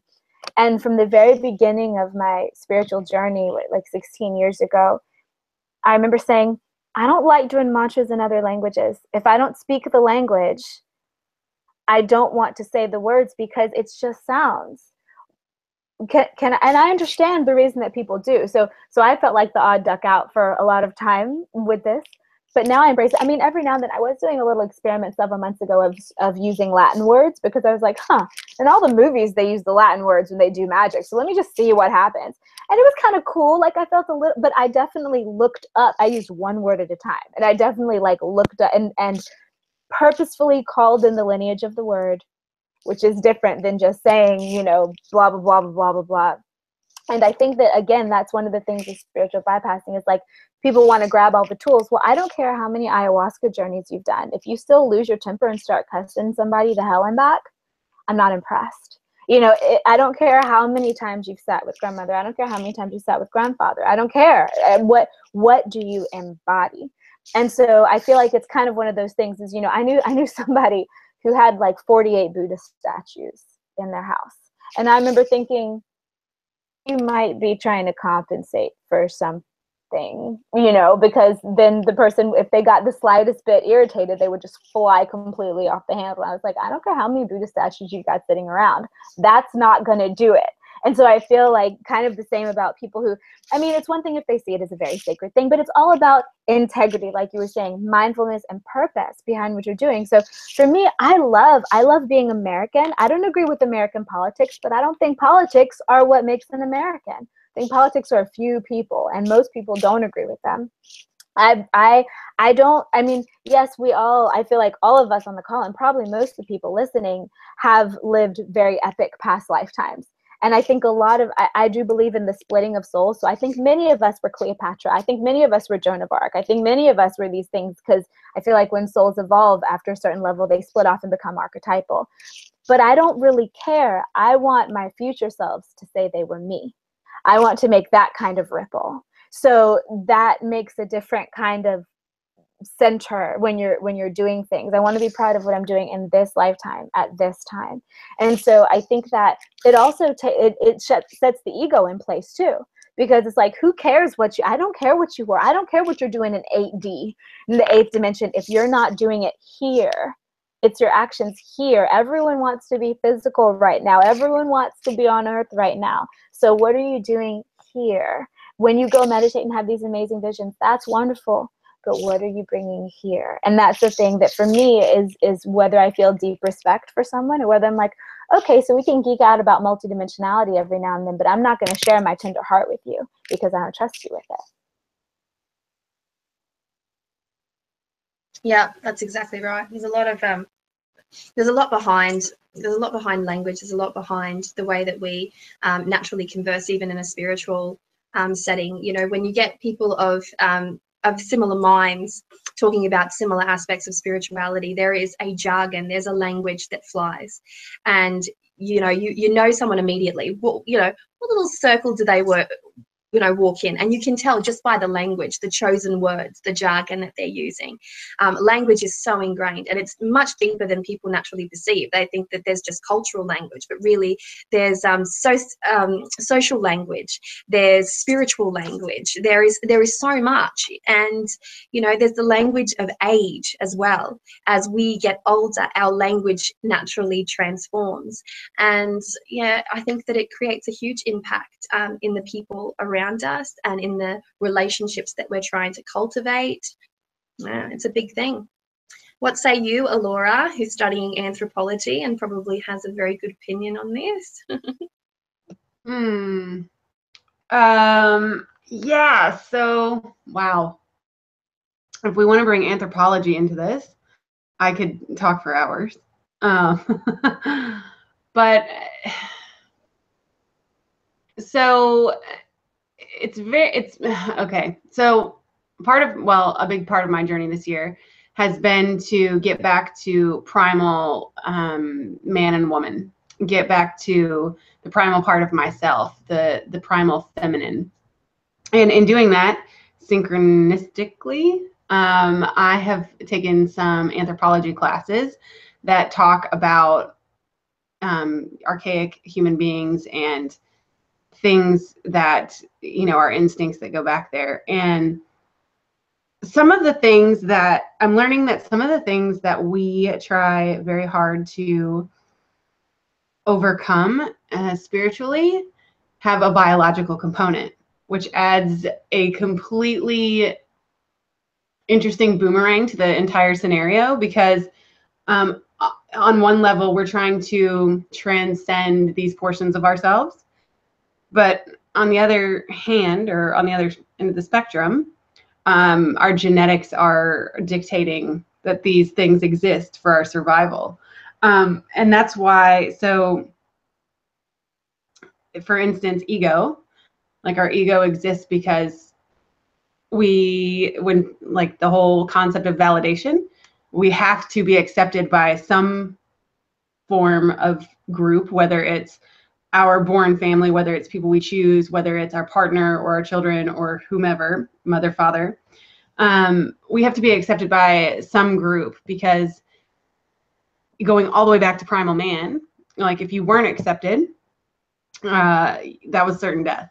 There was strength in numbers. There was more hands to hunt megafauna. There was more just people to be protective of you and for you to help protect. So I don't know. I think anthropology is really blowing my mind when it comes to spirituality, because I'm learning that there are deep-rooted things in our DNA which kind of have a hand in our overcoming or transcending spiritual beliefs, if you will, about the ways that we're supposed to be. And like that whole be yourself, be unique, you don't need anyone, blah, blah, blah. And after the semester, I'm like, that's complete shit. Because I go back and I look at the anthropology of it, and I'm like, no, we are the largest and most social creature on the planet. There is no animal in existence that doesn't have some contact with another member of its species. One of the most solitary primates is the orangutan, because they need so much room they're frugivores, so they only eat fruit. So they need like lots of land for their territory, especially the large males. However, they still socialize with each other for mating purposes, and then the children stay with the mothers until they're old enough to be on their own. But, you know, it's amazing to me how things like that and things like language in anthropology, a lot of things are up for debate in the evolutionary chain of events, because they want to say that, well, we only developed language at, this particular species, but actually we've had language all along. It may not be what you and I are speaking now. It may have been, grunts and groans and sounds and things that we wouldn't recognize, but it was a language. There is evidence in I'm trying to think of the name of it. There's a part of your brain that is responsible for language, and they have found it in every archaic human, all the way back to, I think, even Australopithecus. I'm pretty sure. But yeah, I mean, if you want to pull in the anthropology of all this, we could go back and forth all day long. I have my books over there. I'll pull them right out. It's relevant, but it's relevant. It's all part of our history. It's all part of our story, and it's a beautiful thing. It's not just something that's new. It's not new. Everything's always like emphasis on the new. This is a new way of thinking. This is a new wave of consciousness. This is a new. And I'm like, but you know what? Sometimes there is so much more beauty, love, resonance in what is old and what has been just polished up, just polished a little bit. And it makes things gel better. Well, and the other thing that's interesting about archaic humans is, even as far back as like Homo erectus, I believe, they have found evidence of like them ritually burying their dead, them showing compassion, where these archaic humans have gotten. There was this one that he literally like had a stroke, had something hit him in his skull to where his skull was like permanently like dented in. He was like blind in one eye. He had one leg. Like, he was just all dilapidated in a mess.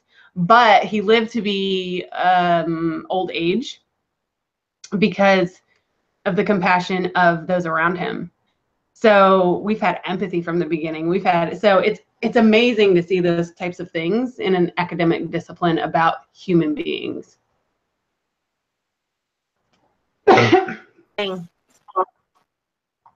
Am I unmuted? I've got Merc Retro fucking with my little buttons here. Like, it's like, I just clicked on that. Wait, am I not clicked on that? And I'm doing the, like the crazy shake of the head. Like, I don't know. It's not me. It's not me. No, I've just loved the way that this conversation has evolved. I'd like to throw something else out there as well, and that is what are some of the key ways that you liked to create magic and to make something manifest? We talk about there being so many different flavors, if you will, of magic, whether that be sympathetic magic, candle magic, or something more meditative, or working with mudras and so on and so forth, repetitive magic, and you name it. There's so many different kinds of magic. Like, what are some of the ways that you love? And I'll aim this at you, Charis. You're a mystic. Like, this is not something that people can go, but are you really?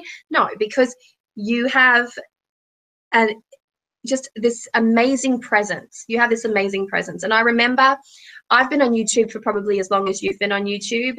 I have been on and off YouTube for babies and that. But I remember the first video that I ever saw of you. You were sitting cross-legged. You had all these beautiful bangles. You were glowing this. You always glow this purple light to me. If anybody else sees her in a glowing purple light, please let me know, because this is how I see it. You were glowing in this purple light, and at the time that was a color that I genuinely resonate with. Now it's a much more green color, but that's okay. And you were sitting there and you were talking about a bliss out, and I was like, I've never heard this word. Like, I've never heard this word. And I realized that all the way over to the other side of the world, there was this person that was creating magic in a totally different way to what I was creating magic. And I didn't understand what she was doing. And at time it didn't bother me, but I'm like, now I want to know. Now I would like to know a little bit about how you work. How do you work your favorite manifestations? We've all got so many. And let me just say this. But we've all got our favorites as well. Those things, those tried and true little things that they might just be little snippets of something, but, you know, make a difference. So if you're comfortable speaking about that, please do, because I'd love to hear it.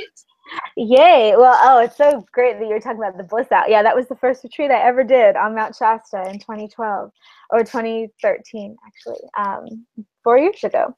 So yeah, one of the greatest blessings and greatest challenges in my life is that whole hybridization thing. The fact that, I mean, even racially, you know, I was raised in the South and I'm Black and white. I was raised in a very racist community, extremely racist community. And also the whole thing about starseed and human, and there, I could go lots of directions with this, that I feel like it's part of my path to walk in the middle, because that kind of means I can get into all the rooms, but I don't belong in any of them. And so, and I've always been aware of that. So part of my journey has been figuring out how to be what I am in a way that corresponds, but that doesn't shut out different parts of myself so I can fit in. And so jumping over to the magic, one of the ways that I most feel comfortable doing magic is using the moon. I definitely use the moon a lot. I follow the moon. I allow her currents to drive me and to keep me on really a mindful and deliberate understanding of what's going on in my life. And so it's kind of like you were talking about summer and winter. I'm a huge fan of shadow work. I love shadow work. I love digging into it. It's one of my favorite things. So I'll do it all the time. When it comes up, I'm like, okay, let's go. Because also I love seeing people I love being liberated through shadow work. And I love seeing them say, oh, this and this was holding me back, and I thought that was wrong, and I disavowed it. But now that I learned how to integrate it and use it for the whole, everything's so much more powerful. I'm so much more loving with the people around me, because I don't have to like squish things down, and I can do things like state my boundaries and hold them lovingly without needing to pretend like they're not there and then rear out like a dragon. You know, love dragons, but you know, they know how to act up too. So with me, the way that my magic tends to work the best is, and it's funny you would bring up the bliss out, because I feel like my ecstatic magic is probably the most one-to-one effective magic that I use. So for instance, I drive a lot, and it's been bred into me. My mother, my grandmother, all of them, no big deal. They could just jump in the car and go 5 hours, no problem. You know, oh, let's go visit your cousin 3 states away today. Sure, we didn't plan it. We'll call him. We'll be there in 6 hours. You know, not a big deal. So it's one of those things too that I feel like is in my genetic code. But I also know that part of what I do when I drive across the nation is definitely energy work on land. Definitely I can feel the Trail of Tears. Definitely I can feel the roads going over the California mountains. And I can remember back when I was a trail guide for Covered Wagons. And every time I make that drive from Sedona to LA, like a 7-hour drive, I've made it 1,000,000 times. Every time I remember being a guide on my horse with my potatoes and the horse pack, and I just think over and over, I'm so glad that it doesn't take me a month to do this anymore. Thank you, car. Thank you, air conditioning. But what happens during these periods is sometimes, and it's interesting because this can only happen when I'm alone, because I'm heavy empath and I'm also a human design reflector, which means that when other people are around, my energetic system shifts to mirror them. And so a lot of times it's this has been a thing I've worked on. But before I worked on it especially, and even it's always a challenge, is what am I and what are you? If I'm around you a lot, I do shift to become you in certain ways, and I kind of can't help it. So it's important that from time to time, there ain't nobody around me. Nobody. It doesn't matter how much I love and respect you. I need there to be no one, and I need to be able to remember who I am. So when I'm totally alone, driving around the country, nobody as far as the eye can see, from time to time, there are these ecstatic bursts that come through, and I just feel my aura exploding like a supernova. And so that is one of my most effective times of manifestation. If I can ride that wave and tag certain intentions and certain requests from the universe and from the earth and from Mama Gaia and whatever other deities happen to be in my field at that time, certain ones come and go, that helps a lot. I also find there have been, talking about past lives now, I've definitely been a priestess of Anubis many times. So I find that people are drawn to me in my work when they're going through transformations, when they're going through deaths and rebirths. And it's very natural to me to be able to usher them from one spot to the other. Death has never really bugged me as much as some people, probably also because, you know, mediumship, it's hard to get bugged that much because your physical body misses them. But the truth is, it's probably easier to talk to them now than it was when they were alive. So after you go through that physical withdrawal, it's okay. Also, orgasmic magic I find to be highly effective, which is essentially you decide what you want to manifest, and then that orgasmic energy comes out in this huge wave that goes out from you into the universe. And so deliberately use that to create what it is that you want. And a lot of people just let their orgasm energy just dissipate and just go out somewhere and not even focus on it. And sacred sexuality is actually something that's very close to my heart. I haven't talked about it that much publicly yet. I'm still gearing up some of the courage to do it because, you know, it's a very triggery subject. But I've touched on it a little bit in my YouTube channel and stuff. Say that for me, ecstatic magic works the best. Also, like the moon phases and anything else? I definitely love candle magic. I love doing hardcore ritual, although I don't do it as often as I could. There have been times in my life where I'll do it a lot and a little, and it always goes with the moon. So it's full moon, new moon, you know, light the candles, do the thing, take the bath or whatever it is, do your little sachets or whatever it is, burn the piece of paper, that kind of classic stuff I find works really well. And also something else that I find that works super, super well is vision booking. Some people do vision boards, but what I like to do is get a notebook and just make page after page after page. And it's an easy thing to integrate with family life, because what I do is just sit down with old magazines or newspapers or whatever it is. And as you're, you know, watching TV or something where your conscious mind is focused somewhere else, so your subconscious can do the thing, just flip through and find images or words that jump out. Don't even think about why. Just chop them out and put them in an envelope. And then when you get sick of doing that, take out the envelope and pour everything out and start to make collages of what you would like, put them on the different pages, and then glue them on. And then before you go to bed every night, look at it like a bedtime story. And what I find is I've manifested full lives. One of my lifespans is usually about 2.5 years. And so if I look back, between 2 and 2.5. So if I look back at my life, that tends to be my undergrad, my grad school, then my California time, then my marriage. Then after that, you know, it's always ends up being 2 to 2.5 years long. So, so I've definitely seen periods of my life that looked pretty literally taken out of a book that I made about 2 years ago. And that's with broad sweeping things, but micro things all the time. But there is an important mixture of surrender there.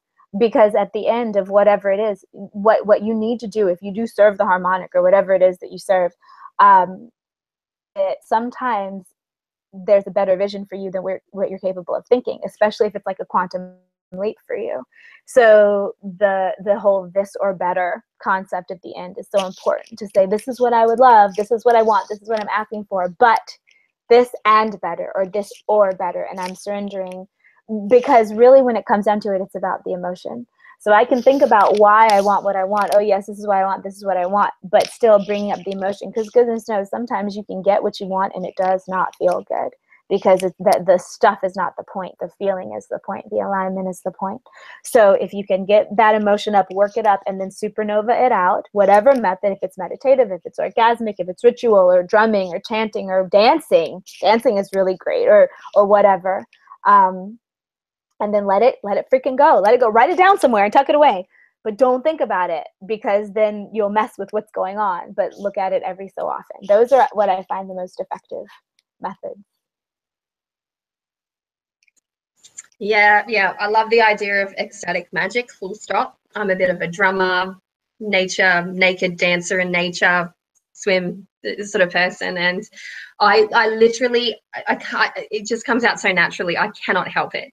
I could go with my coven to a public beach and under the full moon, and then everything starts off with one candle and a little bit of incense and, you know, something really simple, and by the end of it there's drums, dancing, everyone's naked, playing in the water at night, you know, and it just naturally goes in that direction. And I think that's, if that's what you really sparks your soul, like that I respond really well to that. I respond being so bare in nature, out of line of sight, feeling confident and comfortable that I am by myself or with my coven sisters, for instance, and I just respond so well. But yet the idea of working sky-clad in a coven just doesn't cross my mind ever.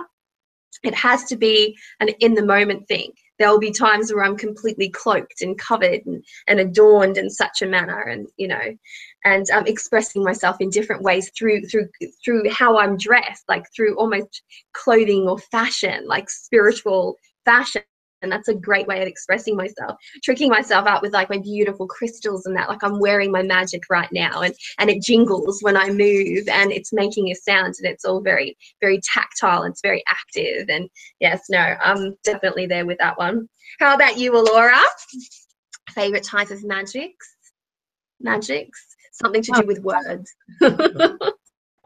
Well, ow. Well, apparently right now I'm into glamour magic because I just turned myself orange somehow, which is awesome. But anyway, no, I'm just kidding.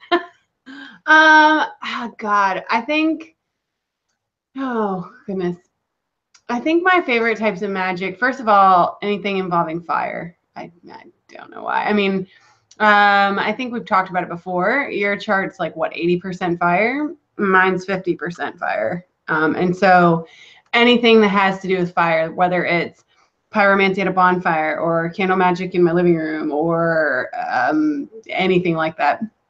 I love working with fire. Lately I'm into oils. I've started collecting oils, and I keep like putting them on and like using them. And believe it or not, it's been like the results have been kind of friggin' amazing, like quick turnaround. But I will say with oils, with using oils, definitely source your oils, because I have some that are just not as good as others.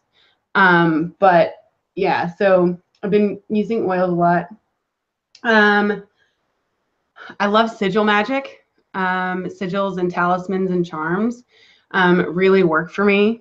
I actually have, I don't have it on right now, but I actually got, it's hoodoo. It goes back to hoodoo, and it's a pendant of St. Christopher that I imbued magically, or that I did it the last time that I went over to Australia, and I'm going to do it again because it worked really well. I didn't have any major issues with traveling, because for those who don't know, St. Christopher watches over the traveler. So I'm really big into sigils and charms and talismans for everyday use. When it comes to manifesting specifically, I'm all about the burn petition. Like that's like my go-to. I don't think, but see, like okay, so a lot of people have been doing videos about deity, worship and how to connect with deity. Avalon, you've done one. Charis did one. Kelly Ann's done one. I mean, they're all over the place right now. And so, yeah, like, crap, I just lost my train of thought. What was I saying? Help me. You were talking about the burn petition and then connecting with deity. Oh, yeah. Okay. So in the connecting with the deity videos, they've all been along the same theme about producing offerings and not going to your deities and being like, gimme, gimme, gimme. And I don't utilize petition magic or things like that unless I am desperate. Like I have employed every mundane option there is, and I'm just out of options, and this has to happen. Like, I just need help. And so I don't know if it's because it's the type of magic that I'm using or the way that I'm using it, because I think the way that you use magic as well plays a big role in how well it, why is this light? This is crazy. Okay. In the way that it manifests or does not manifest for you. Does that make sense?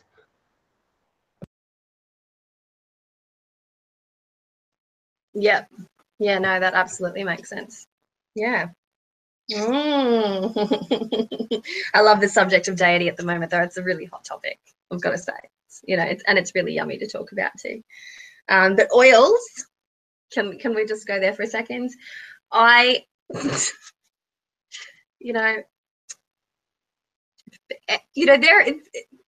There are mishaps in spiritual practice, and this is what I'm going to talk about right now. Okay, so we just had a super full moon in Gemini, and and it was amazing, right?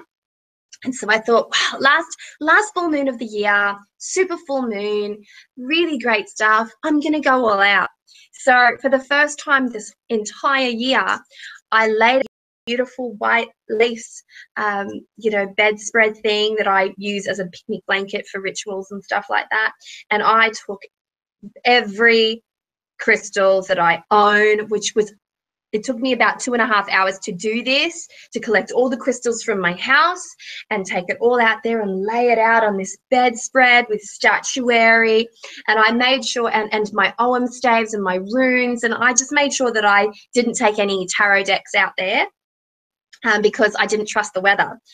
And I took all my oils, all of the bottles of oils that I had, I took them all out, sprays, oils, everything just laid out there, like really soaking in the moon. I did this at about 7 o'clock in the afternoon. The sun was just starting to set. The mosquitoes were just starting to come out. So I was trying to work really fast.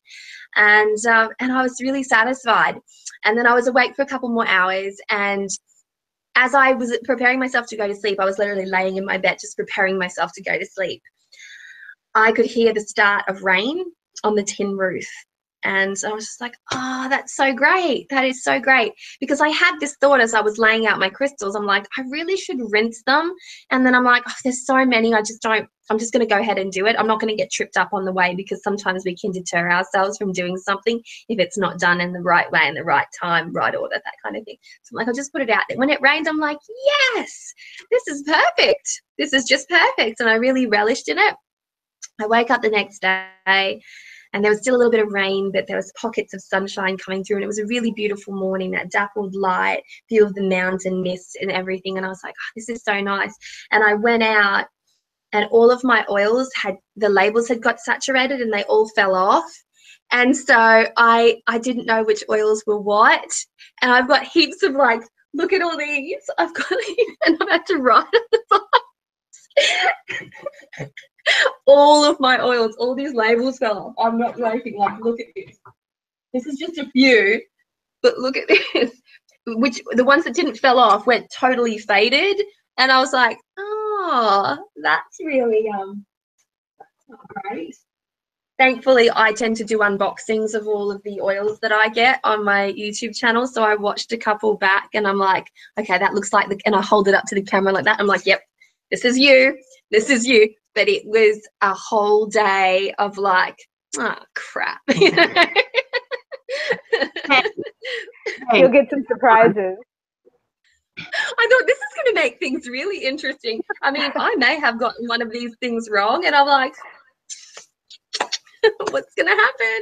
It's now just like freelance ecstatic alchemy. That's what I'm going to be doing. Pure on heart feeling intuitive. Sure, let's try this one. Why not? Why not? Let's just give this a whirl. It looks good, smells great. Must be for something good.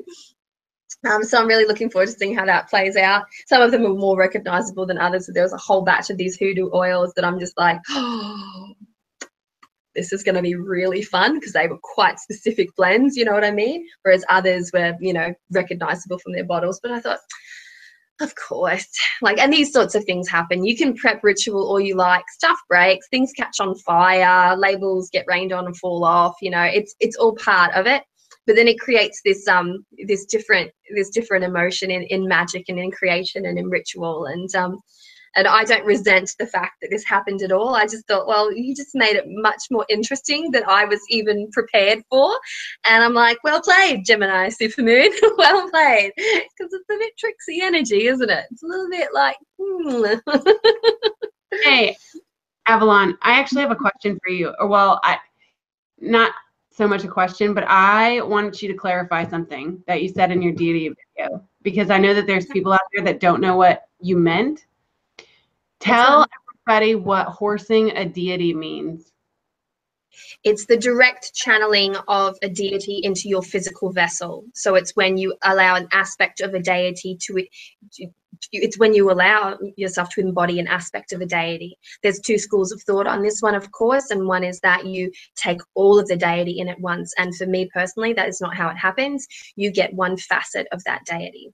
Your consciousness is then slightly removed. Very few people have recollections. If it's light horsing, more aspecting, for instance, your consciousness will move in and out, and you'll have you'll be able to feel and remember certain things. But I'm talking about horsing is when you are technically ridden. That's the old term. Horsing is being ridden. And you know, in Brazilian macumba, for instance, the spirit, as it's in the body of a medium, will call that medium their horse, o cavalo. And that's, you know, that's part of the expression, but it's when an aspect of that deity is in your body, sometimes talking, sometimes walking, sometimes moving. And there's different levels to this, and there's also different levels to a medium achieving a talking deity coming through. I'm a magical deity, so I can horse a deity. I've only done that a couple of times in my whole life, and I'm a young medium in that regard.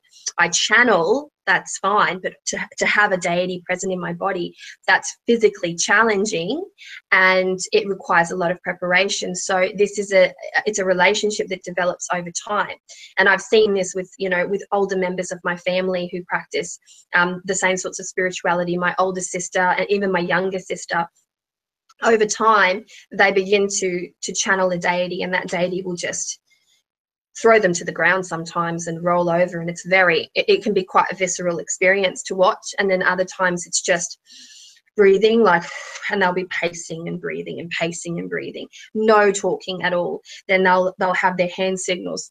Say for instance, my older sister Ingrid, she has a caboclo, so an Indian, a native Indian, and their tell is they do this arching thing, and their fingers are always pointed. And hers is masculine, so it puts his hands around her back, and the fingers are pointed straight down, and she paces, and her whole facial expression changes, and her nose is flaring. That's aspect of deity. They have a tendency to run as well. So when the batuque is going, they sing their song, and the spirit of that deity imbues, and her flight, you know, capacity is fully triggered. And my sister's a Capricorn. She's a heavy set woman. She moves in a slower pace. She's not active. And so to see this whole like shift in body, like she moves like a wild cat. And you know that that's an expression of the deity that's coming through. The reason why I don't say that it's the full breadth of the deity is because deity is huge. It's massive. It's expansive consciousness. All of that consciousness cannot be kept in a vessel. And so you get an expression of that deity, an element of that consciousness. And so they will dance, they will move, they will sing, they will sometimes talk. They have their way. The Oshun of my grandmother, she used to float like a butterfly. And that's how she would dance. She would move and she would float like a butterfly. The Yamanya would sway. The Caboclo would point their fingers. You know, they've all got a characteristic, and you see aspects of those characteristics. And then the lower you go, and I'm not really sure how to term this, but you have high consciousness, for instance, and so you have mother or creationist deity, and then you move down to sort of more lower world, more grounded, earthly types of compatibility and spirit. They're the ones that have a tendency to talk. They're the ones that a medium will horse, that people will come in off the street and consult with this. They call them preto velho, or they call them eshu. So you would have probably heard of Pombagira. And you know, that's what they're there for. They're there to consult with you and to tell you how to do your magics, to do your makumbas. And yeah, so that's a little bit about horsing, just there. Just a smishy. There's a world behind a world there, and some of it I really don't even understand. I'm not a developed medium in that capacity. My mediumship is there, but it moves in a different way. Like I said, I'm magic ordained, so I can horse, but I do other types of mediumship that keep me in direct alignment with that path. And because I'm not at home in my family's tehed, or, you know, I'm not going to go and develop that somewhere else. That's something for that space and that sacred synergy within my family. And I'll let them do that. And if I never get there, that's fine. I'm still developing myself in different ways, which is, you know, fine as well. So horsing a deity. Yeah. Now, ladies, we've been on here for ages, like ages and ages. Shall we pull a card or two and call it a night? How do you feel? Yeah, let's do. Okay. Charis, in your honor, I got, what was it called? What is it called? Hang on. I got this one. I think I sent this to you. Charis and I chit-chat on Insta. And she asks me all sorts of delicious questions, like, what was one really made me giggle? Like, and this is going back months, actually. Was there what's the sea creature? What's the sea monster? Oh, the Kraken, or the Kraken, yes, or the Leviathan? Yes. Yeah. I posted a picture of this oracle deck, and she's like, "Is there a Kraken in that?" And I'm like, "Oh yeah, that's one of my main. That's one of my main archetypes. Is the Kraken. I can tell you stories about that. Ooh, memories. Ooh." So direct unleashing of the Kraken. That's a thing. Yeah. Well, while you're shuffling, I'll tell a little story. This is a shadow integration story. I had a memory of a past lifetime as a Kraken. And I remembered sitting, because, you know, from the perspective of the Kraken, it's completely different. And even now, when we study the consciousness of octopi, they're as smart as we are, or smarter. We can't stump them. Like, they're just a different type. And I just read that they've found fossils of octopi as old as any fossils they found of anything. So they might have been, they were here longer than we've been here, a lot longer than we've been here. So interesting, right? So anyways, what I remember is sitting in my home, which is the bottom of the ocean, just hanging out. In my mind, it wasn't the ocean. In my mind, it was just my home, hanging out, looking up and seeing a ship, a sailing ship going across the water. And in my experience, it was maybe this big. So you think about these huge etchings of the Kraken coming up out of the water. It's this giant thing, and the ships are really little. But from my perspective, it was this small little guy. And you think about, from the perspective of the sailors, they were fine. But from the other perspective, they were often, at least in this case, spreading disease, murdering people, going and raping and pillaging other cultures. And so what I saw from my perspective was this little shape crossing, and all this pestilence and terrible energy wafting out behind it through the ocean, vibe wise, right? And so my thought was not emotional, really, not a big to do, but it was just not in my yard. So I just rose up to the top and took it apart. Just took it apart like you would clean anything up. You know, like you would, I mean, think about the mold on your counter. If you're one day washing behind your sink and you see a little mold there, you just scrub it off. You don't think these are thousands of tiny organisms that have been trying to grow here for a week or however long, you know, which to them is an eon, who knows? So that was the perspective. And then when it was apart, I just went back down to the bottom of the ocean. And that experience, remembering that experience, was a whole chapter of my shadow integration. But yeah, the Kraken energy, I mean, even, you know, my fingers, my hair, like it's pretty, it's around. And that's one of my biggest shadows is like a Darth Vader octopus kind of, that can like come in a really shadowy place rather than going in and battling it. Usually what I do is, hi, I have this too. And just either putting out the black wings or showing the big shadow and being like, we're all friends. I don't want to fight you. Like, it's cool. So anyway, that's the story.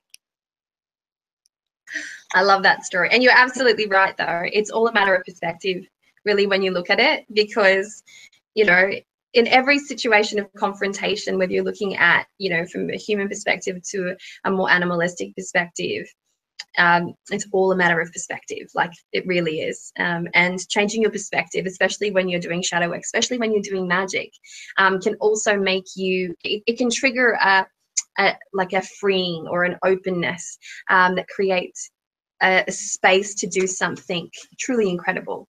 And it's all about making space. I'm in the phase of my life right now where I'm all about making space. And I understood something about myself most recently, because I was feeling, as much as I'm a homely creature, we discussed this before, I'm a Taurus, I'm a homely creature. I like beautiful things. I'm attracted to beautiful things. It doesn't have to be copious amounts of beautiful things, but something with beauty, depth, and meaning really sort of stirs my soul in the best of ways. And I found that over time, of acquiring beautiful things, I have far too many beautiful things. Far too many beautiful things to the detriment of other beautiful things. Things that really, really sung to my soul, other things that I might have thought were pretty at the time, bought on sale and went. So what I did was this big purge. I purged about 80% of my belongings, along with my husband, along with my children. My children went from having, you know, boxes and boxes of toys to having one. They went from having all these clothes that they were really not using to having one drawer each. And then, you know, and a seasonal change, for instance. We got rid of so much stuff, all of our electronic cooking equipment, because I got into this mind frame. This is more me than my husband. I'm like, I should not have to use electronics to make good food. I should be able to make good food organically, either with my hands or, you know, with a knife, chop it up and throw it in a dish and do something with it. And so we got rid of all of our blenders, our slow cookers, our popcorn makers, all that sort of stuff. And then finally we're like, that's not enough. That's absolutely not enough. So we got rid of our dining room table, our chairs. We got rid of our couch. We sit on the floor now. We have all this space. And I've got to tell you that once I had achieved this point of space, my house started to echo. It never used to echo because it was loaded with bookcases. I got rid of 5 bookcases, you know, 1,000 records. I got rid of so much stuff. You would not believe how much stuff I got rid of. And my house echoed. And my voice, I didn't have to raise it anymore. And I thought, wow, everyone, like my husband was always saying, well, you keep raising your voice. And I'm like, that's because the kids can't hear me. Like, I feel like I just need to say it out loud to carry my voice across. And now I can just have this really mellow conversation. Hey kids, can you pick up your toys? And I'm like, yeah, Mom. They can hear me. There's this like space and this clarity. And that is so good for creating. That is so good for creating. And that physical purge of stuff was like shadow work. It was going through old things, obligations, and understanding that a lot of times we hold on to this, and this is emotionally as well as physically. We can hold on to things due to obligation. Like, I had stuff that was given to me by my mother-in-law that I didn't want to offend and didn't want to get rid of. So I kept it out of obligation, even though it didn't actually, you know, it didn't resonate with me. It didn't make me happy. I just found a place for it and put it there, and it would gather dust, and then I would have to get frustrated about dusting it. There was that example 1,000-fold in my home. And I realized, wow, I'm living all wrong. I'm living all wrong, and I need to change the way I'm living right now. And yeah, that was another conscious shift that I had very recently, and I'm in a really good space for creating space, actually. So shuffle your decks, ladies. Let's pull a card. Let's inspire somebody. Let's do something beautiful. I think everybody's asleep. All right, well, I'm happy to pull a card just for the purpose of magic. Just for the purpose of magic, for creation, and for conscious manifestation. I can do that. What are you going with? Who's got what deck? So I just want to know what flavor to weave in here. I've got the Gods and Goddesses decks. I'm merging together. So yeah, the Goddesses and Sirens and Gods and Titans decks. Love it. Stacey DeMarco does good work. She really does. Mm-hmm. All right. I've got Vibrational Energy Oracle. And Samadhi. Oh, okay. Well, I've also got, because you're all like Oracle, I've got my my Pythia Rose Botanica Oracle here. And I might use that because look at the backing of that. Isn't that just so delicious? Just stop it. Just stop it. It's gorgeous, isn't it? I did not plan for mine to be just Oracle. I just grabbed, like, I have a suitcase that's got decks in it. And so I'm like, I just need to grab something. So I just grabbed 2, and these are the 2 that came up. Nice. Well, they're the ones that were meant to be used. We have a question from Claire G. What do I need to know currently? Ah, Allorah, thank you.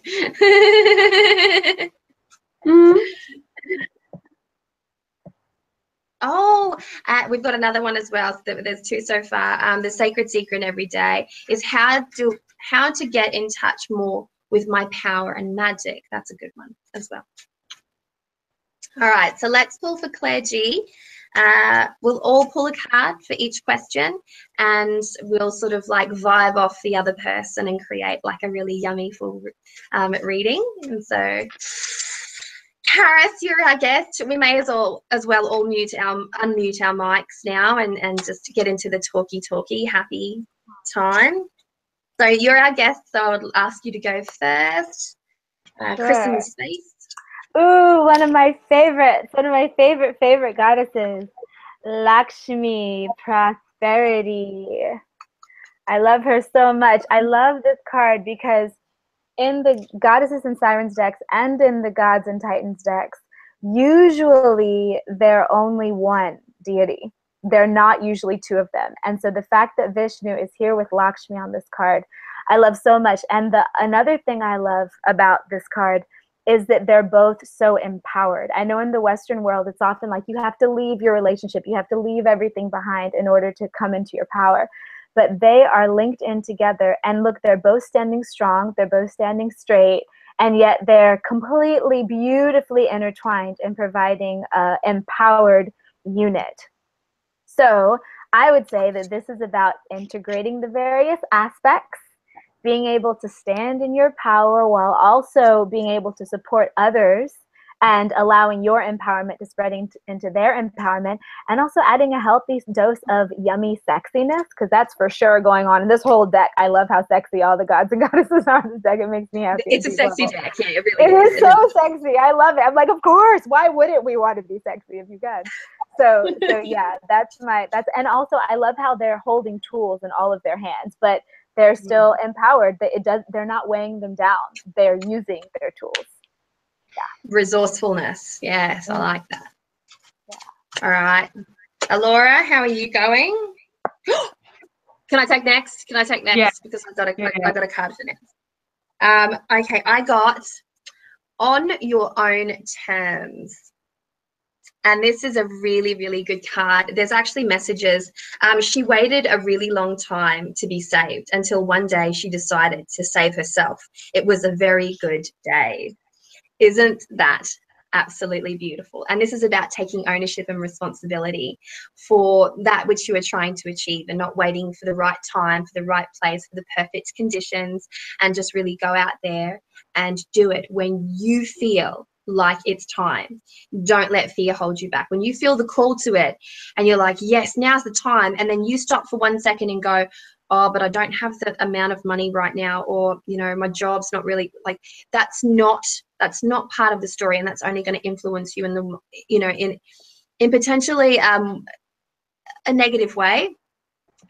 It's about making do with what you've got, being able to use all of your resources, being able to integrate every facet of yourself into your creative processes. You can work with a job. You can work with with lack of funds. You can do that. It's just about lateral thought and getting it done when it's called to be done.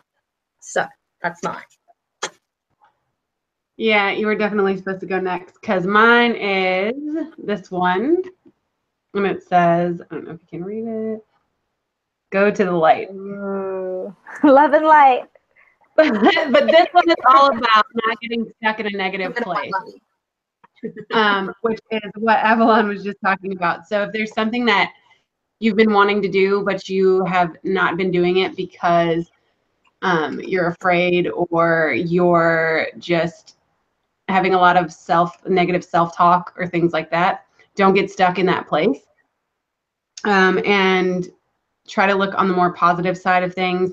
And actually, you know, I posted a Be More Positive challenge yesterday, I think it was. And the first day on that talks about when you think of the worst case scenario for anything, write down the best case scenario. So whatever's going through your mind, as far as worst case scenario, try to counteract that by coming up with what would happen if it succeeded. I also have a thought about that particular card, because one of the most powerful visualization techniques I know of, when someone's stuck or when they're trying to get through something and don't know how, or if, you know, it's a really shadowy time, like if it's depression or danger or an old job that they want or anything you want to leave behind, one of the most kind of catch-all visualizations that works really well within a few days and brings things that you didn't expect is imagining that there's just a doorway of perfectly blinding light like that, and you walk through it and dissolve into light. And then just keep doing that. Yeah, it looks like that. Just walk through the doorway, just bright. You don't need to see what's on the other side. It's better if you don't, especially if you don't know the solution to your problem. Don't even see what's on the other side. Just imagine the doorway full of bright blinding light, which means you're going into a different paradigm. And go and just allow yourself to dissolve into it, and then just come back to this reality over and over. Cool. That's excellent advice. I think doorways in visualization, pathworking, meditation are absolutely amazing. To be brought to a doorway, to envision a doorway, to open the door, to turn the knob. Oh, very activating stuff. And it is extremely symbolic. It's one of those things that I think stays with everybody. Like, we all have the image of a door. For some of it's going to be a blinding door. For others, it's going to be an old rustic door, really, like, you know, gnarled door, the door into a tree, or maybe it's on the side of a building, or maybe it's a little basement door, something like that, a little attic door, something like that. And it all holds such, you know, delicious meaning. Right, so what have we got next? Oh, this was the other one, how to get in touch more with my power and magic. All right, Karis, back to you. Lead us with some awesomeness. All right, Some let's super see. sexy deck. From the super sexy deck, yeah, of course. Okay, let's see. All right, now we've got a divine masculine. Let's see who it is. Ah, no way. Freaking Vishnu. Okay, so the thing about Vishnu, I love, so for a while I thought if I had a gravestone, which I'm going for just dissolving into light. I know that sounds funny, but that's what I'm going for. But if I did have a gravestone, I imagined that it would say the great anthropomorphizer, because when things come through, they just turn into people in my mind. So that's why I love this deck. The thing about Vishnu is that he had, and the reason that Lakshmi wanted him, because she was this goddess who everyone wanted, and none of them were right. Different gods kept approaching her. The thing that made her want Vishnu was that he had mastered the light and the darkness, and he used both of them to keep balance in the universe. So when they're stepping into their next version of power and magic, I would say learn to use the light parts and also the darkness within you to figure out what needs to stay and what needs to go and what needs to be created. And also what's coming through just intuitive right now is allow yourself to be silent and empty and allow the new thing to be planted, because you don't plant crops in a field full of already planted crops. You have to let it rest for a while. And so go ahead and get empty. Let yourself get empty and non-dualistic, and then allow the inspirations to land. Oh, it's my turn. Okay, so this is the one that came up out of my deck. It says Messenger. And this one, interestingly enough, this is about being open and receptive. And to be a messenger, to receive a message, you have to be receptive. You have to be listening. You have to be looking. You have to be aware of your surroundings and everything that's going on around you. So I would say how to get in touch more with your power and magic. Like Charis was saying, you have to empty out, and you have to stay empty and be open and conscious of what's going on around you, because it will, a specific manner in which you can do that will be revealed to you if you are open to it. Your turn, lovely.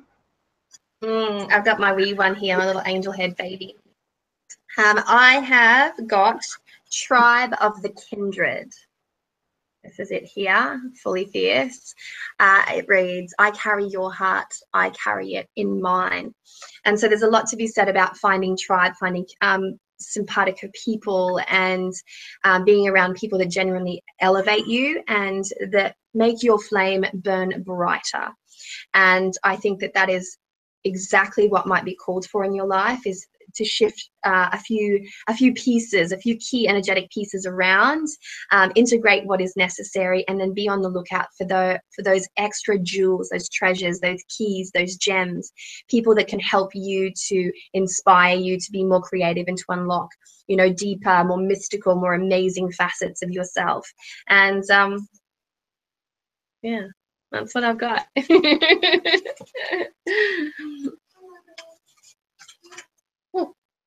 Oh, and Princess Savior. That's for all of us because that just flipped out. She saves herself. She saves herself. I'm a princess. I can still do it while I'm feeling extra pretty.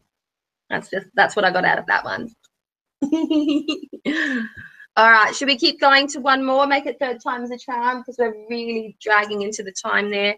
Karis is not a night owl. She's feigning. She's losing energy.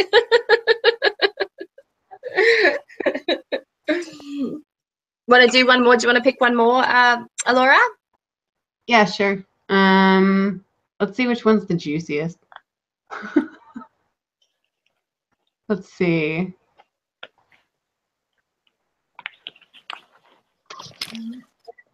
I don't know. What do you think?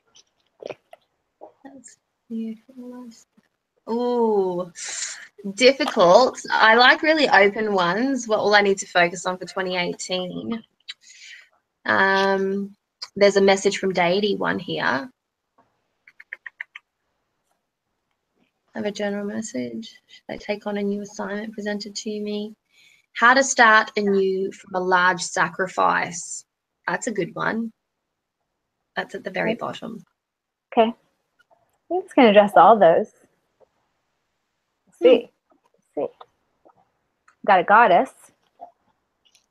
Mat, justice. Justice, justice. Let things be weighed. Fair, integrity.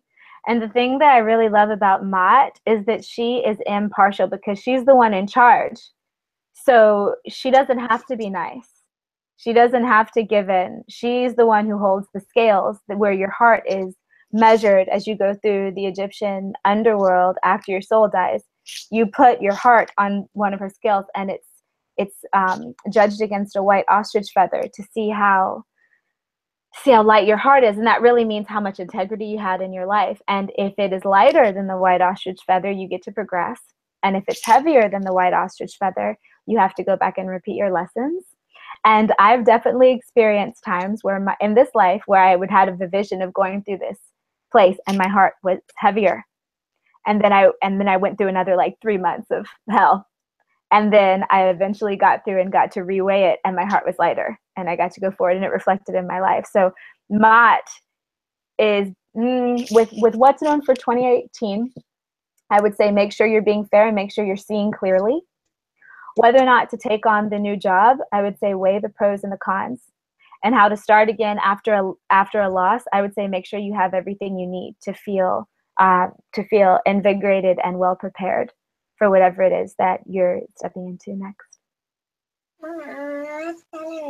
Yeah. Do you want to go next? Yes, you can, my love. Yes, you can. There you go, baby. There you go. Very noisy. Very noisy. Sorry, guys. Sorry. Mute your mic.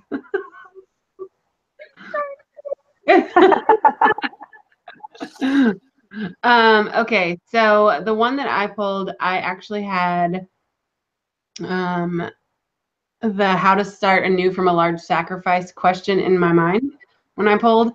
And the one that came up was rain dance.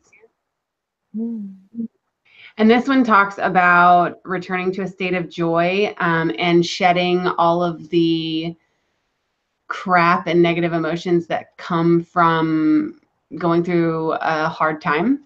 So I would say to start anew from a large sacrifice, you need to approach it as the tarot or as the fool in the tarot would. You need to find that childlike joy, the kid inside that wants to jump in mud puddles and go play in the rain and just revel in nature and being awed and astounded at the world that we live in, and not so weighed down by the daunting tasks that we face in our everyday waking life.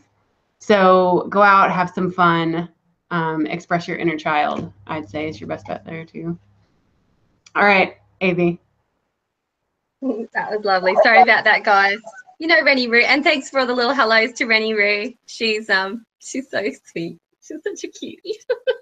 She's been really difficult today. She's been really difficult. You have no idea. She's woken up from a nap. She's got that little hair and that little, the cute little smile with the chubby cheeks.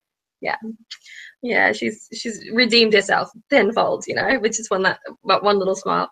Right. So this one I'm going to take sovereign self, deity.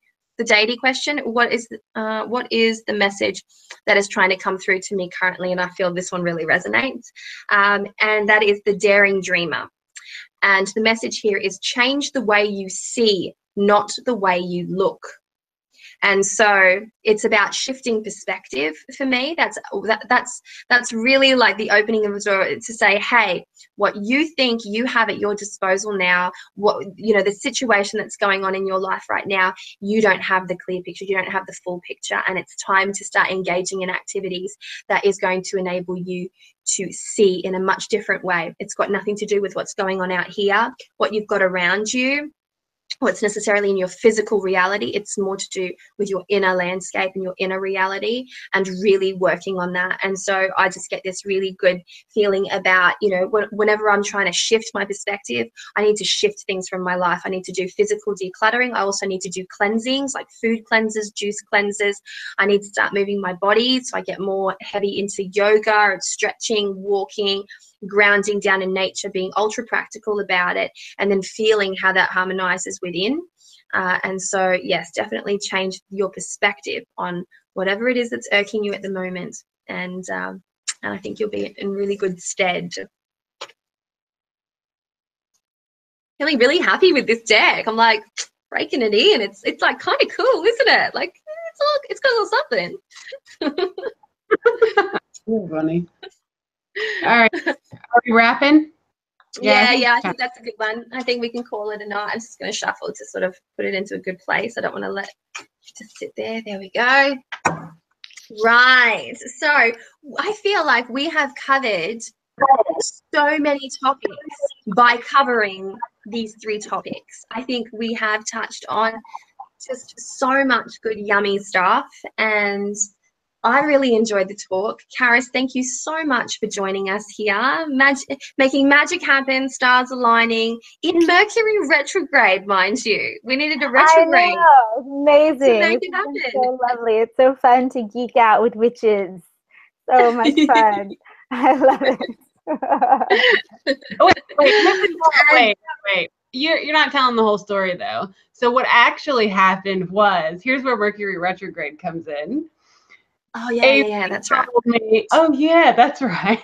He's like, can we do Karis Tuesday night at 8 p.m. your time? And I'm like, yeah, no problem. So that's what I had planned on. Then at 5 something, I see a post that she makes on Facebook saying, we're talking to Karis tonight. And I'm like, what? What do you got? So, like, I'm cooking dinner. Then I'm like in my PJs. I'm like, I'm not dressed. I don't know what's going on. Oh, my God. So then she says, well, what's 8 ETS? And I said, ETS? You mean Eastern Standard Time? And she goes, yeah, that's what she said. And I was like, oh my God, that's even earlier. I was like, oh shit.